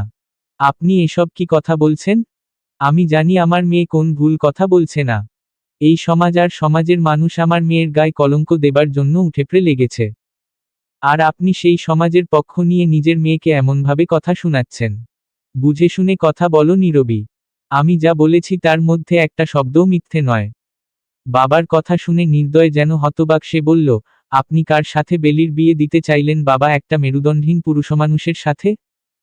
কিছুক্ষণ আগে সবাই যে এত কথা বলাবলি করছিল, আপনি সেই পুরুষটার মুখ থেকে একটা শব্দও শুনেছেন? আমার তো মনে হচ্ছিল সে একটা কলের পুতুল। ভালোই হয়েছে বিয়েটা ভেঙে গেছে। তাহলে তোমার বোনকে তুমি কিভাবে বিয়ে দিবে? দাও, আমি আর এসবের মাঝে নেই। এই কথা বলে তৎক্ষণাৎ প্রস্থান করলেন অশোক বণিক। বেলিও কাঁদতে কাঁদতে নিজের ঘরের দিকে অগ্রসর হল। অতসী বণিক এতক্ষণ চুপচাপ সব দেখছিলেন। এবার তিনি মনোরমা বণিককে উদ্দেশ্য করে বললেন, আমি আজই ফিরে যাচ্ছি মা। তোমাদের এত রং তামাশার মধ্যে আমি নেই। বেলির বিয়ে যদি কখনো ঠিক হয় তো অশোককে বলিও যেন একখানা পত্র পাঠিয়ে দেয়। মনোরমা বণিকও অনেকটা ভেঙে পড়েছেন। যার দরুন মেয়ের কথায় প্রত্যুত্তর করলেন না। প্রকৃতির বুকে গোধূলির ছায়া নেমেছে। গোধূলির অম্বরে পাখিরা ঝাঁকেও ঝাঁকেও উড়ে নিজের নীড়ে ফেরায় মত্ত। কর্মব্যস্ত মানুষরাও নিজেদের কর্মের পরিসমাপ্তি শেষে ঘরে ফেরায় উদ্যত। তবে অবনীন্দ্র আজ এখনো বাড়িমুখো হয়নি। মোহনা গ্রামের বিশালাকা পুকুরপাড়ে আনমনা হয়ে বসে আছে সে। সূর্য দিগন্তকোণে বিদায় নিচ্ছে, শেষ মুহূর্তের লালচে আভা অবনীন্দ্রের দু চক্ষে যেন ভ্রম তৈরি করছে। তার উদাস নয়নে সেদিনের সপ্তদশী কন্যার মুখাবয়ব যেন ভেসে বেড়াচ্ছে। তার এলোমেলো চলন আকস্মিক ভয় পাওয়া অবনীন্দ্রের মনকে যেন উদ্বেগ করে তুলছে। অবনীন্দ্র আনমনা হয়ে আপনমনেই বলে উঠল, তুমি সেদিন যতই ভয় না পাওয়ার চেষ্টা করে থেকেছ, আমি কিন্তু প্রথম থেকেই তোমার ভয় পাওয়া ধরে ফেলেছি দর্শনা বণিক। অবনীন্দ্র ভাবল, মিথ্যে হোক আর যাই হোক, তার জন্যই যখন আজ বেলির এই করুণ অবস্থা, তাহলে এই অবস্থা থেকে বেলিকে রক্ষা করার দায়িত্বটাও নিশ্চয়ই তার। বেলির বর্তমান পরিস্থিতি নিয়ে অবনীন্দ্র উদ্বিগ্ন। সে বুঝতে পারে একটা মেয়ের জন্য এমন পরিস্থিতি ঠিক কতটা ভয়াবহ। অবনীন্দ্র পুকুরপাড় থেকে উঠে দাঁড়াল। ততক্ষণে চারিদিকে অন্ধকার ঝেপে বসেছে। পুকুর আর বড় বড় মাঠের মাঝখানে সরু মাটির রাস্তা দিয়ে অবনীন্দ্র হাঁটছে। দুপাশে সারি সারি কত গাছপালা, গাছের ডালে কত পাখির আনাগোনা। পাখিদের মিষ্টি মধুর গুঞ্জন অবনীন্দ্রের কর্ণকুহরে সুখ সুখ হয়ে ধরা দিচ্ছে। এই মুহূর্তে তার মনটা যেন একটু হালকা হলো। প্রকৃতির অনিন্দ্য সুন্দর এই রূপ অবলোকন করতে করতে অবনীন্দ্র বাড়ির দোরে পা রাখল। বাড়িতে পা রাখতেই তাপসী দাস ছুটে এসে ছেলের সামনে দাঁড়ালানে। এসব কি শুনছি বাপ, আশেপাশের সব গা তো রটে গেল, তোর নাকি মাকুন্দা গ্রামের বণিক কন্যার সাথে সম্পর্ক আছে। মেয়েটাকে সবাই কত কি বলছে। তাপসী দাসের বলার দরুনে অবনীন্দ্রের মনে হলো তার মায়ের সব মমতা গিয়ে মেয়েটার উপর বর্ধিত হচ্ছে। তোমাকে কে বলেছে এসব? আজ তো মাকুন্দা গ্রামের হাটবার, ভুলে গেলি? তোর বাবা ওখানেই গিয়েই সব শুনে এলো। গ্রামের মানুষ মিথ্যে রটাচ্ছে মা, ওদের কাজে ছোট কিছুকে বড় করে উপস্থাপন করা। মা ছেলের কথার মাঝে বিজু দাস এবং অরুণিমাও বাইরে এলো। অরুণিমা বলল, আমার মনে হয় ওই মেয়েকে তোমায় বিয়ে করতে হবে, না হলে মেয়েটা সমাজের মানুষের কটুকথার তলায় চাপা পড়ে যাবে। জাতপাতের ব্যবধান ভুলে গেলি নাকি রে? ওরা বণিকার, আমরা দাস। আমার ছেলে যতই পড়ালেখা জানা হোক কিংবা বিলেত থেকে পড়ে আসা মাস্টার হোক, জাতের দিকে তাকিয়ে ওদের মেয়েকে কখনো আমাদের ঘরে দিবে না। দরকার হলে মেয়েকে চিরজীবন ঘরে রেখে দেবে, তাও তো দিবে না। বিজু দাসের কথায় অবনীন্দ্রের মন কেমন বিচলিত হয়ে উঠল। এটাই তো সত্য। সে আর এক মুহূর্তও বাইরে না দাঁড়িয়ে নিজের ঘরে চলল। সময়টা গ্রীষ্মের মাঝামাঝি। এক পক্ষ আগেই প্রকৃতি থেকে বসন্ত পুরোদমে বিদায় নিয়েছে। বণিক বাড়ির অবস্থা এখনও স্বাভাবিক হয়নি, সর্বদা থমথমে অবস্থা বিরাজমান। সেই সাথে বণিক বাড়ির মানুষগুলোর উপর সমাজস্থ মানুষদের নানান কটু কথাও থামেনি। অবশ্য সমাজটা এমনই, মেয়েদের সামান্য খুঁতো বড় করে দেখা হয়, দোষ না করলেও মেয়েদেরকে দোষী বানানো হয়। আর পুরো মেয়েজাতীয় তখন সেই বিপদগ্রস্ত মেয়েটার বিরুদ্ধে কথা বলে। অর্থাৎ মেয়েরাও মেয়েদের বুঝার চেষ্টা করে না। আর রইল পুরুষজাতি, তারা তো সদা সর্বদা মাথা উঁচু করে বাঁচার জন্যই পৃথিবীতে এসেছে। তাদের খুঁত কিংবা দোষ কোনোটাই ধরা হয় না, যেমনটা অবনীন্দ্রের ক্ষেত্রে বলা বাহুল্য। ঘটনাটা ঘটার এক পক্ষ সময় অতিক্রম হওয়ার সাথে সাথেই অবনীন্দ্রকে নিয়ে বিভিন্ন মানুষদের কথাবার্তা সব বন্ধ হয়ে গেল, কিন্তু বেলিকে নিয়ে বিভিন্ন কটু কথা যেন দিনকে দিন বাড়ছে। এর মধ্যে অশোক বণিক মেয়ের বিয়ের জন্য চেষ্টার কমতি রাখছেন না, কিন্তু সবার এক কথা, তাদের মেয়ে চরিত্রহীনা, বিয়ের আগেই পর পুরুষের সাথে সম্পর্কে লিপ্ত। আর এমন মেয়েকে কিছুতেই ঘরের বউ করা যাবে না। নির্দয়ও বিভিন্ন চেষ্টা করে যাচ্ছে, তবে সবার মুখেই এক কথা, নীরবী বণিক যেন একেবারেই ভেঙে পড়েছেন। এদিকে মনোরমা বণিকের অবস্থাও তেমন ভালো নয়। একমাত্র নাতনির চিন্তায় তিনি প্রায় শয্যাশায়ী। অপরূপা বাড়ির সবাইকে সামলাতে ব্যস্ত। আর রইল বেলি, সে সারাক্ষণ নিজের ঘরে শুয়ে নয়তো বসে সময় কাটায়। কারো সাথে কথা বলে না, সবসময় নীরবতা ওকে যেন আঁকড়ে রাখে। খাওয়া দাওয়ারও নিয়ম উঠে গেছে। বাড়ি থেকে বের হতে পারে না, নিজের সইদের সাথেও দেখা হয় না।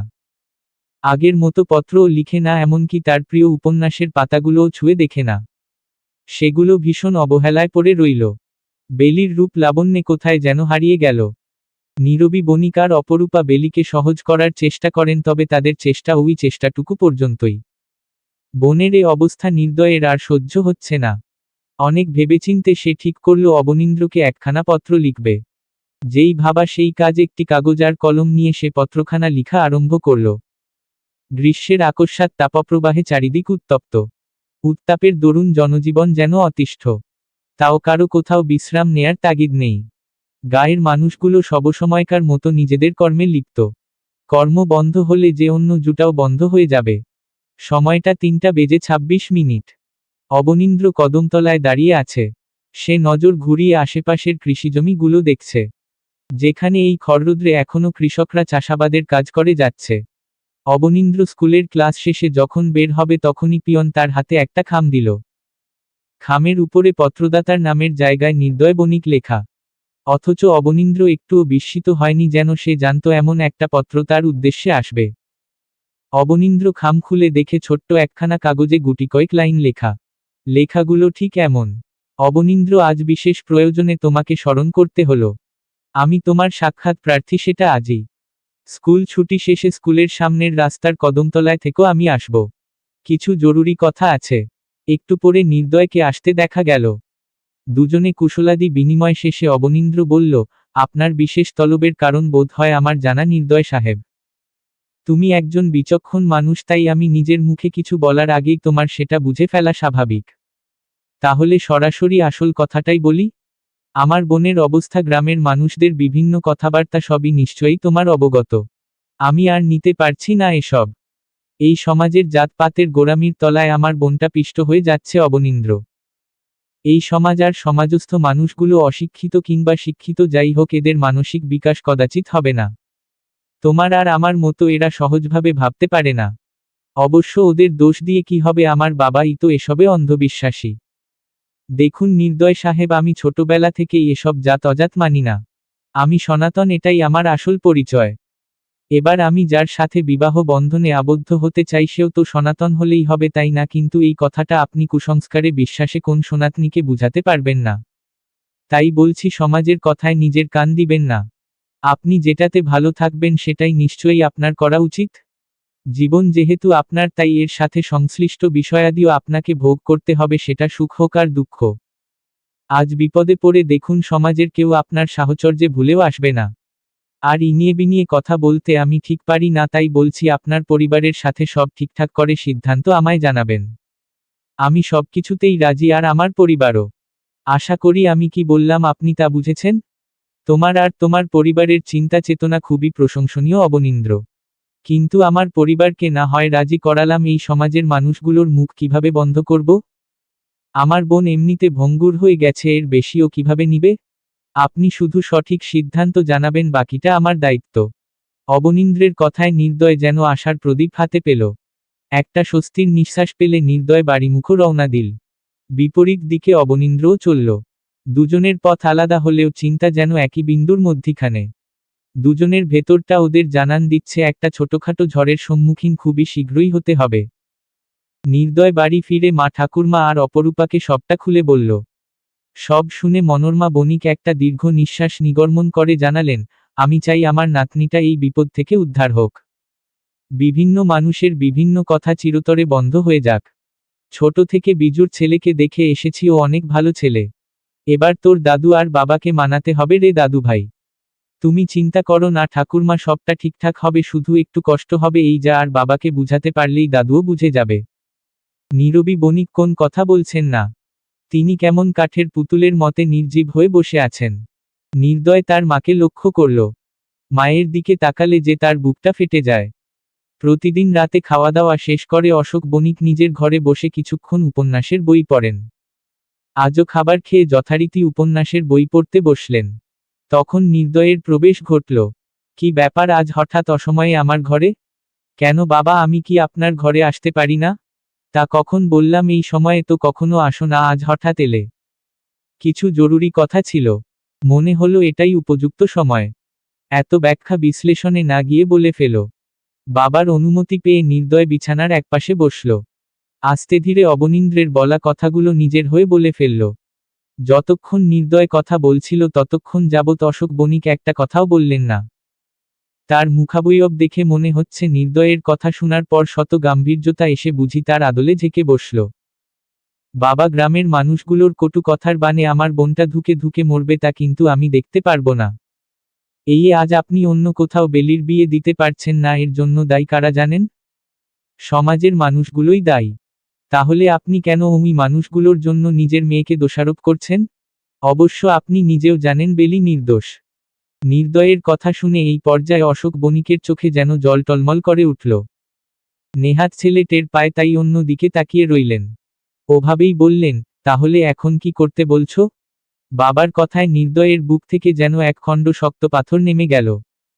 হাসিমুখে বলল, আপনি বিজু কাকার উদ্দেশ্যে একখানা পত্র লিখে পাঠান বাবা। ঠিক আছে, সব না হয় মানলাম।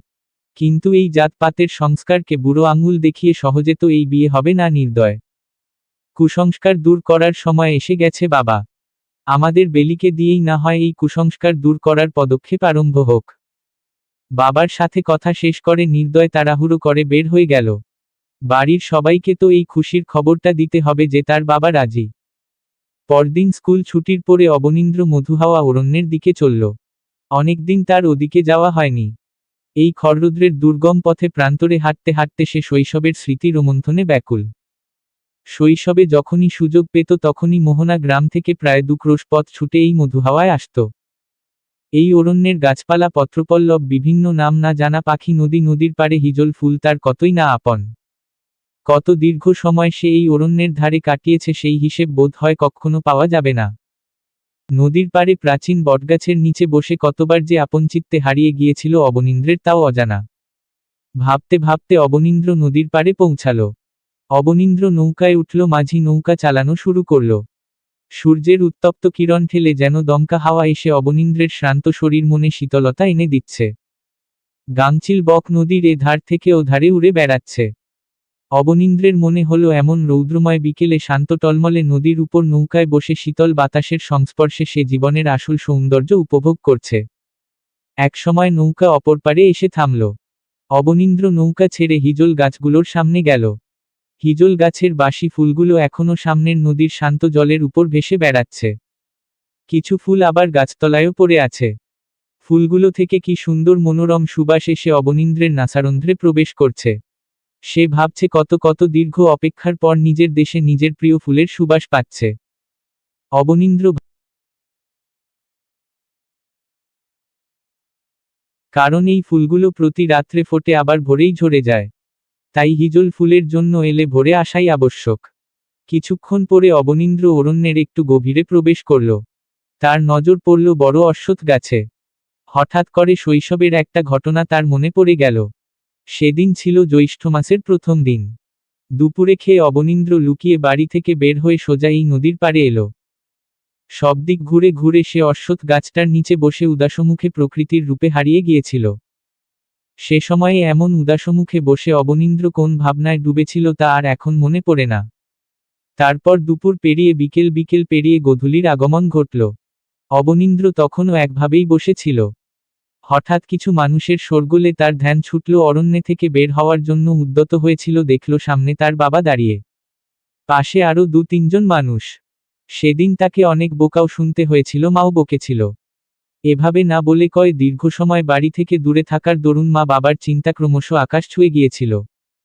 অতঃপর মা বাবার করা শাসনের জেরে অবনীন্দ্র 1 সপ্তাহ বাড়ির বাইরে যেতে পারেনি। এখন এসব মনে পড়লে অবনীন্দ্রের কেন যেন হাসি পায়। চারিদিকে সন্ধ্যা নামছে। দীর্ঘ সময় প্রকৃতির মাঝে থেকে আজ যেন অবনীন্দ্রের মনের তৃষ্ণা মিটল। ফুরফুরে শান্ত মনে শেষ বেলায় সে বাড়ির পথ ধরল। মধ্যাহ্নের ঝলমলে আকাশে যেন হুট করে মেঘেদের দল এসে ছুটোছুটি করছে।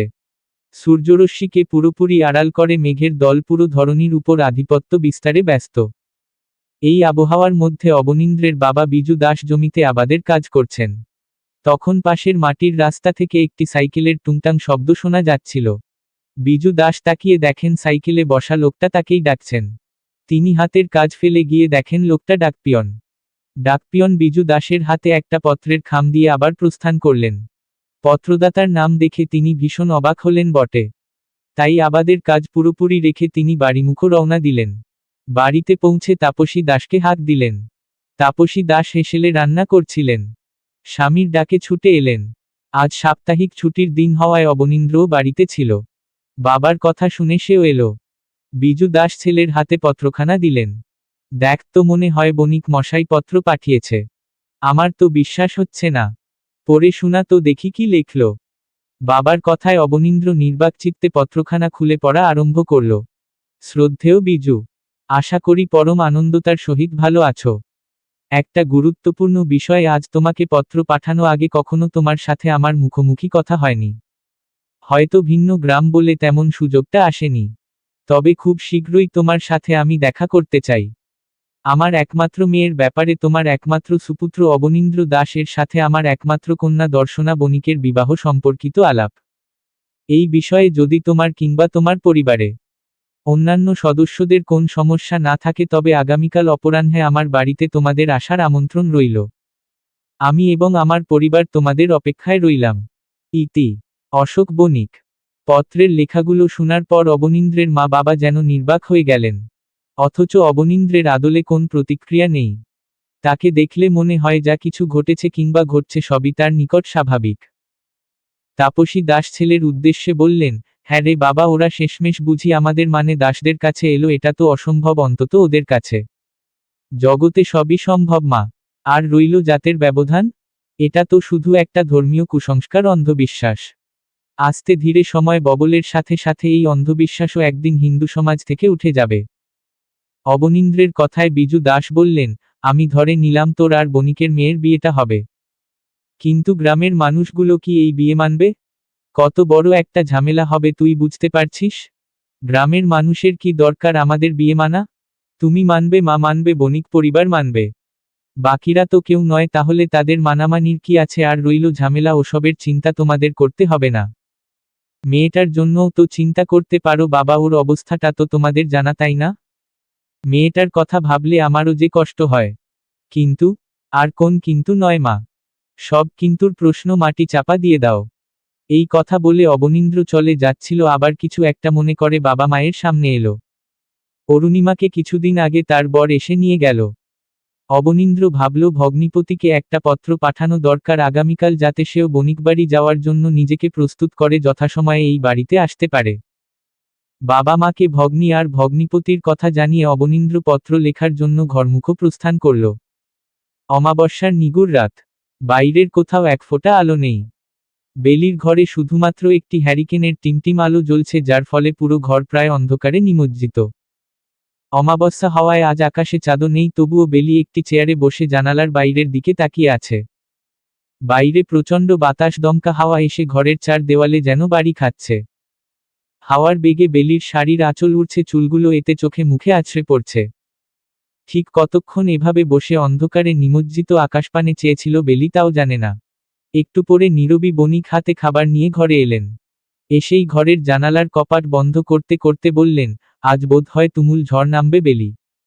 বৈশাখের প্রথম ঝড়। পিছনের আম বাগান থেকে সব আম নির্ঘাত ঝরে পড়বে। মেয়ের সাথে বিভিন্ন কথা বলতে বলতে নীরবী বণিক মেয়েকে খাবার খাইয়ে দিলেন। বেলিও মায়ের প্রতিটি কথায় সায় জানিয়ে গেল।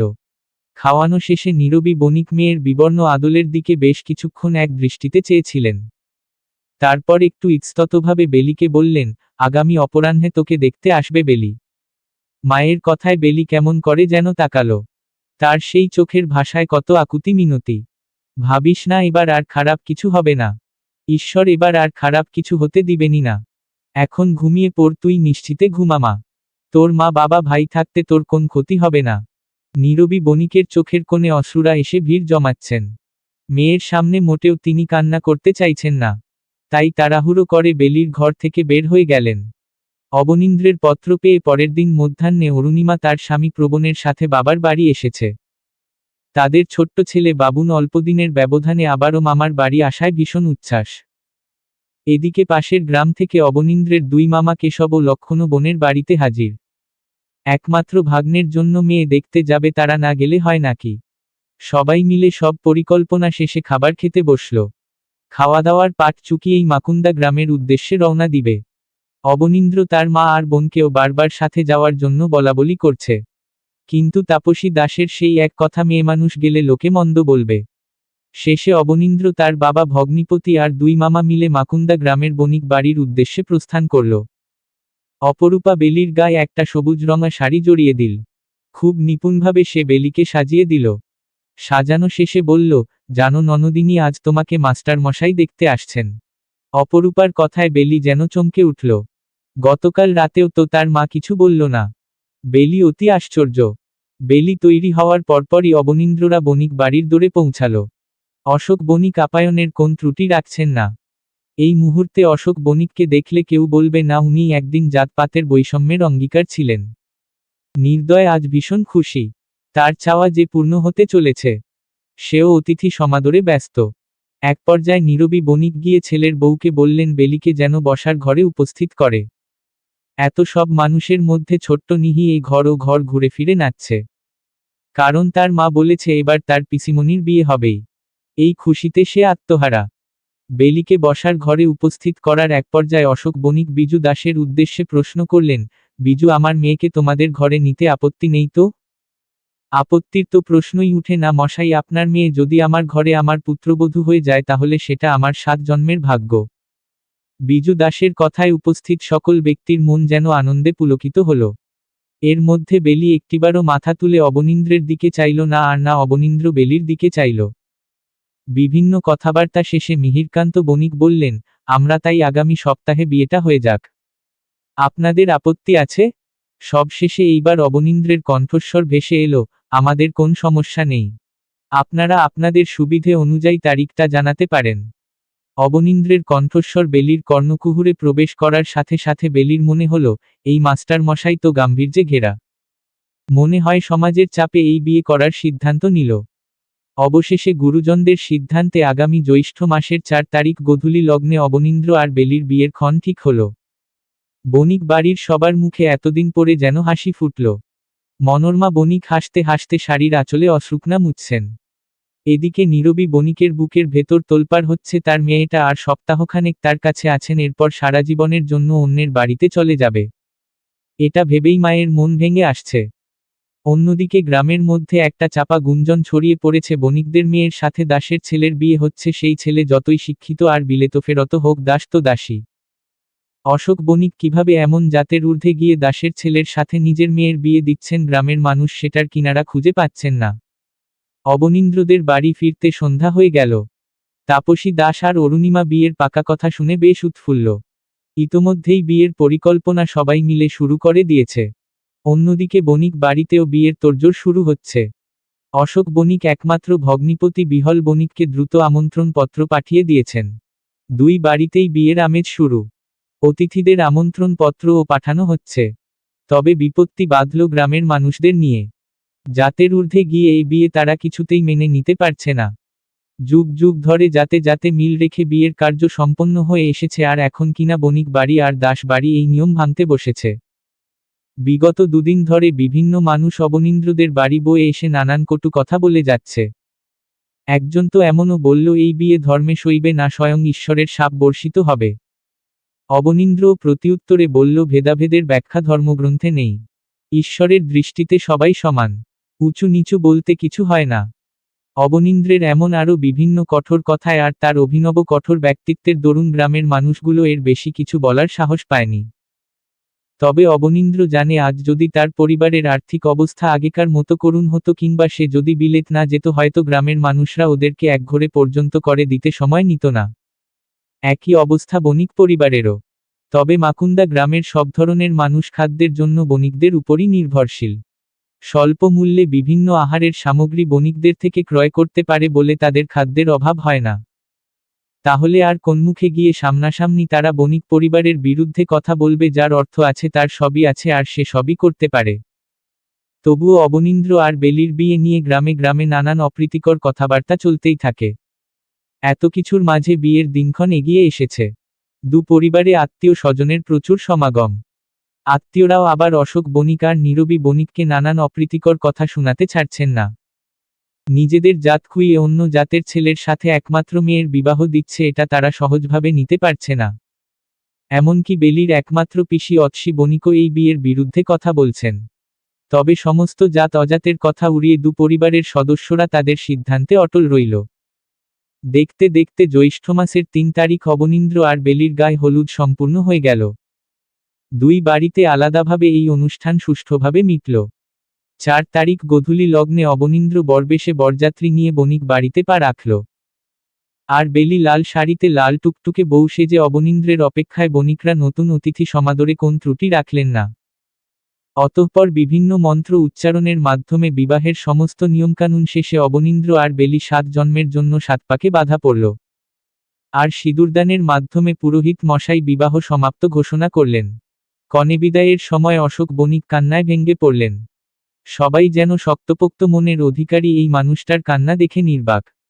নীরবী বণিক শক্ত করে মেয়েকে জড়িয়ে ধরে রেখেছেন, মনে হচ্ছে বাঁধন ছাড়লেই বুঝি তিনি আর কখনো মেয়েকে দুচক্ষে দেখতে পাবেন না। অপরূপাও এক কোণে দাঁড়িয়ে কাঁদছে, শুধু অতসী বণিকের চোখে জল নেই, তার মুখে এখনো অসন্তুষ্টির ছাপ স্পষ্ট। অবনীন্দ্রের দিকে তিনি কেমন রুষ্ট চোখে চেয়ে আছেন। তবে বিহল বণিক খুবই খুশি, তার মনে হচ্ছে অশোক বণিক মেয়ের জন্য যোগ্য পাত্র খুঁজে নিয়েছেন। এক আকাশ সমান বিষাদে টইটম্বুর হয়ে বণিক পরিবার তাদের একমাত্র কনেকে সারা জীবনের জন্য বিদায় দিয়ে দিলেন।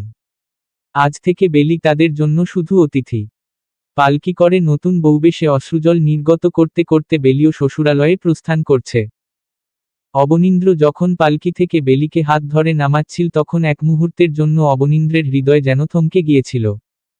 ভালো লাগা কিংবা খারাপ লাগা কিছু প্রকাশ না করে অবনীন্দ্র আস্তে করে হেসে ফেলল।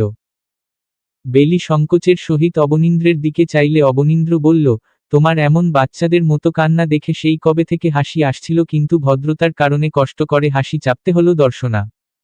বেলি রাগ করতে গিয়েও যেন পারল না। তার মাস্টারমশাইয়ের মুখে এই প্রথম নিজের নাম শুনে সে যেন নিশ্চল। তাপসী দাস ছেলের বউকে আদর সমাদরে বরণ করে নিতে ব্যস্ত। অরুণিমাও একমাত্র ভাইয়ের বউকে উৎসুক হয়ে কাছে টেনে নিচ্ছে। দাস বাড়িতে যেন খুশির আমেজ উপচে পড়ছে। সমাজের সমস্ত কলুষিত বাক্য জাতের ভেদাভেদকে তুচ্ছ করে অবনীন্দ্র আর বেলির বিয়ে যেন এক দৃষ্টান্ত হয়ে রইল। অবনীন্দ্র আর বেলির বিয়ের 18তম দিন অতিক্রম হয়ে গেল। সেদিন অপরাহ্ন থেকে অম্বরে যেন মেঘের ছায়া নেমেছে। যে কোনো মুহূর্তে তুমুল বারিধারা ধরণীর বুকে উপচে পড়বে। বেলি নিজের ঘরে জানালার শিয়েরে বসে একমনে পায়ে আলতা লাগাচ্ছিল। তার খোলা চুলগুলো বাতাসের ঝাপটায় মুখ ললাটের উপরিভাগে এসে আছড়ে পড়ছে। তখনই অবনীন্দ্র ঘরে প্রবেশ করল। বেলির দিকে এক পলক তাকিয়ে এগিয়ে এসে বেলির চুলগুলো যত্ন করে বেঁধে দিল। অথচ বেলির কোন হেলদোল নেই। একটু পরে অবনীন্দ্র নিজে থেকে বলল, আচ্ছা, তোমার কাঠের বাক্সে ছোট চিরকুটগুলো কে দিল? আপনি কিভাবে জানেন কাঠের বাক্সে চিরকুট আছে? গত সপ্তাহে যখন তোমাকে তোমার বাবার বাড়ি থেকে নিয়ে আসার জন্য গিয়েছিলাম তখন। এত প্রশ্ন না করে আমার কথার উত্তর দাও। বেলি অবনীন্দ্রের দু চক্ষের পানে চাইল। কিছুক্ষণ মৌন থেকে বলল, ওগুলো তো সব আপনার দেয়া চিরকুট। কি ভেবেছেন আমি বুঝব না? বেলির কথায় অবনীন্দ্র হেসে উঠল। তবে আপনাকে দেখে কেউ বলবে না যে আপনিও প্রেম বিষয়িক চিরকুট লিখতে পারেন। আপনাকে দেখলে অনেক গম্ভীর মানুষ মনে হয়। বেলি হাসতে হাসতে কথাগুলো বলল। আমার সকল গাম্ভীর্যতা বাইরের জগতের মানুষদের জন্য। আর প্রেম শুধুমাত্র আমার স্ত্রীর জন্য। দুটো ব্যাপার তো এক করা যায় না বলো? অবনীন্দ্রের কথায় বেলি কেমন লাজুক চোখে জানালার বাইরে চাইল। ততক্ষণে বর্ষণের বারিধারা ধরণীর কোল ঘেঁষে গড়িয়ে পড়া আরম্ভ করেছে। হঠাৎ কিছু একটা মনে পড়ায় বেলি অবনীন্দ্রের দিকে তাকিয়ে বলল, আপনি চিরকুটগুলোতে হিজল ফুল কেন দিতেন? আপনার প্রিয় বুঝি? মধুহাওয়ার হিজল পার হিজল ফুল আর তুমি আমার ভীষণ প্রিয়। এবারও বেলি অবনীন্দ্রের কথার প্রতিউত্তর করতে পারল না। অবনীন্দ্র ফের বলল, কাল ভোরে চলো যাই। হিজল ফুল আর প্রেমের সৌন্দর্যতা না হয় একসাথে উপভোগ করলাম। লাজুক হেসে বেলি সায় জানিয়ে বলল, চলুন তবে। বেলির লাজুকতায় অবনীন্দ্র ভীষণ জোরে হেসে উঠল। এক পর্যায়ে হাসি থামিয়ে মায়াভরা চোখে বেলির দিকে চেয়ে শুধালো, আমার হিজল ফুলের প্রেম সত্য হলো আগামীকাল জ্যৈষ্ঠের ভোরে হিজল ফুলের সাথে আমার প্রেমের মুখোমুখি সাক্ষাৎ হোক। সমাপ্ত।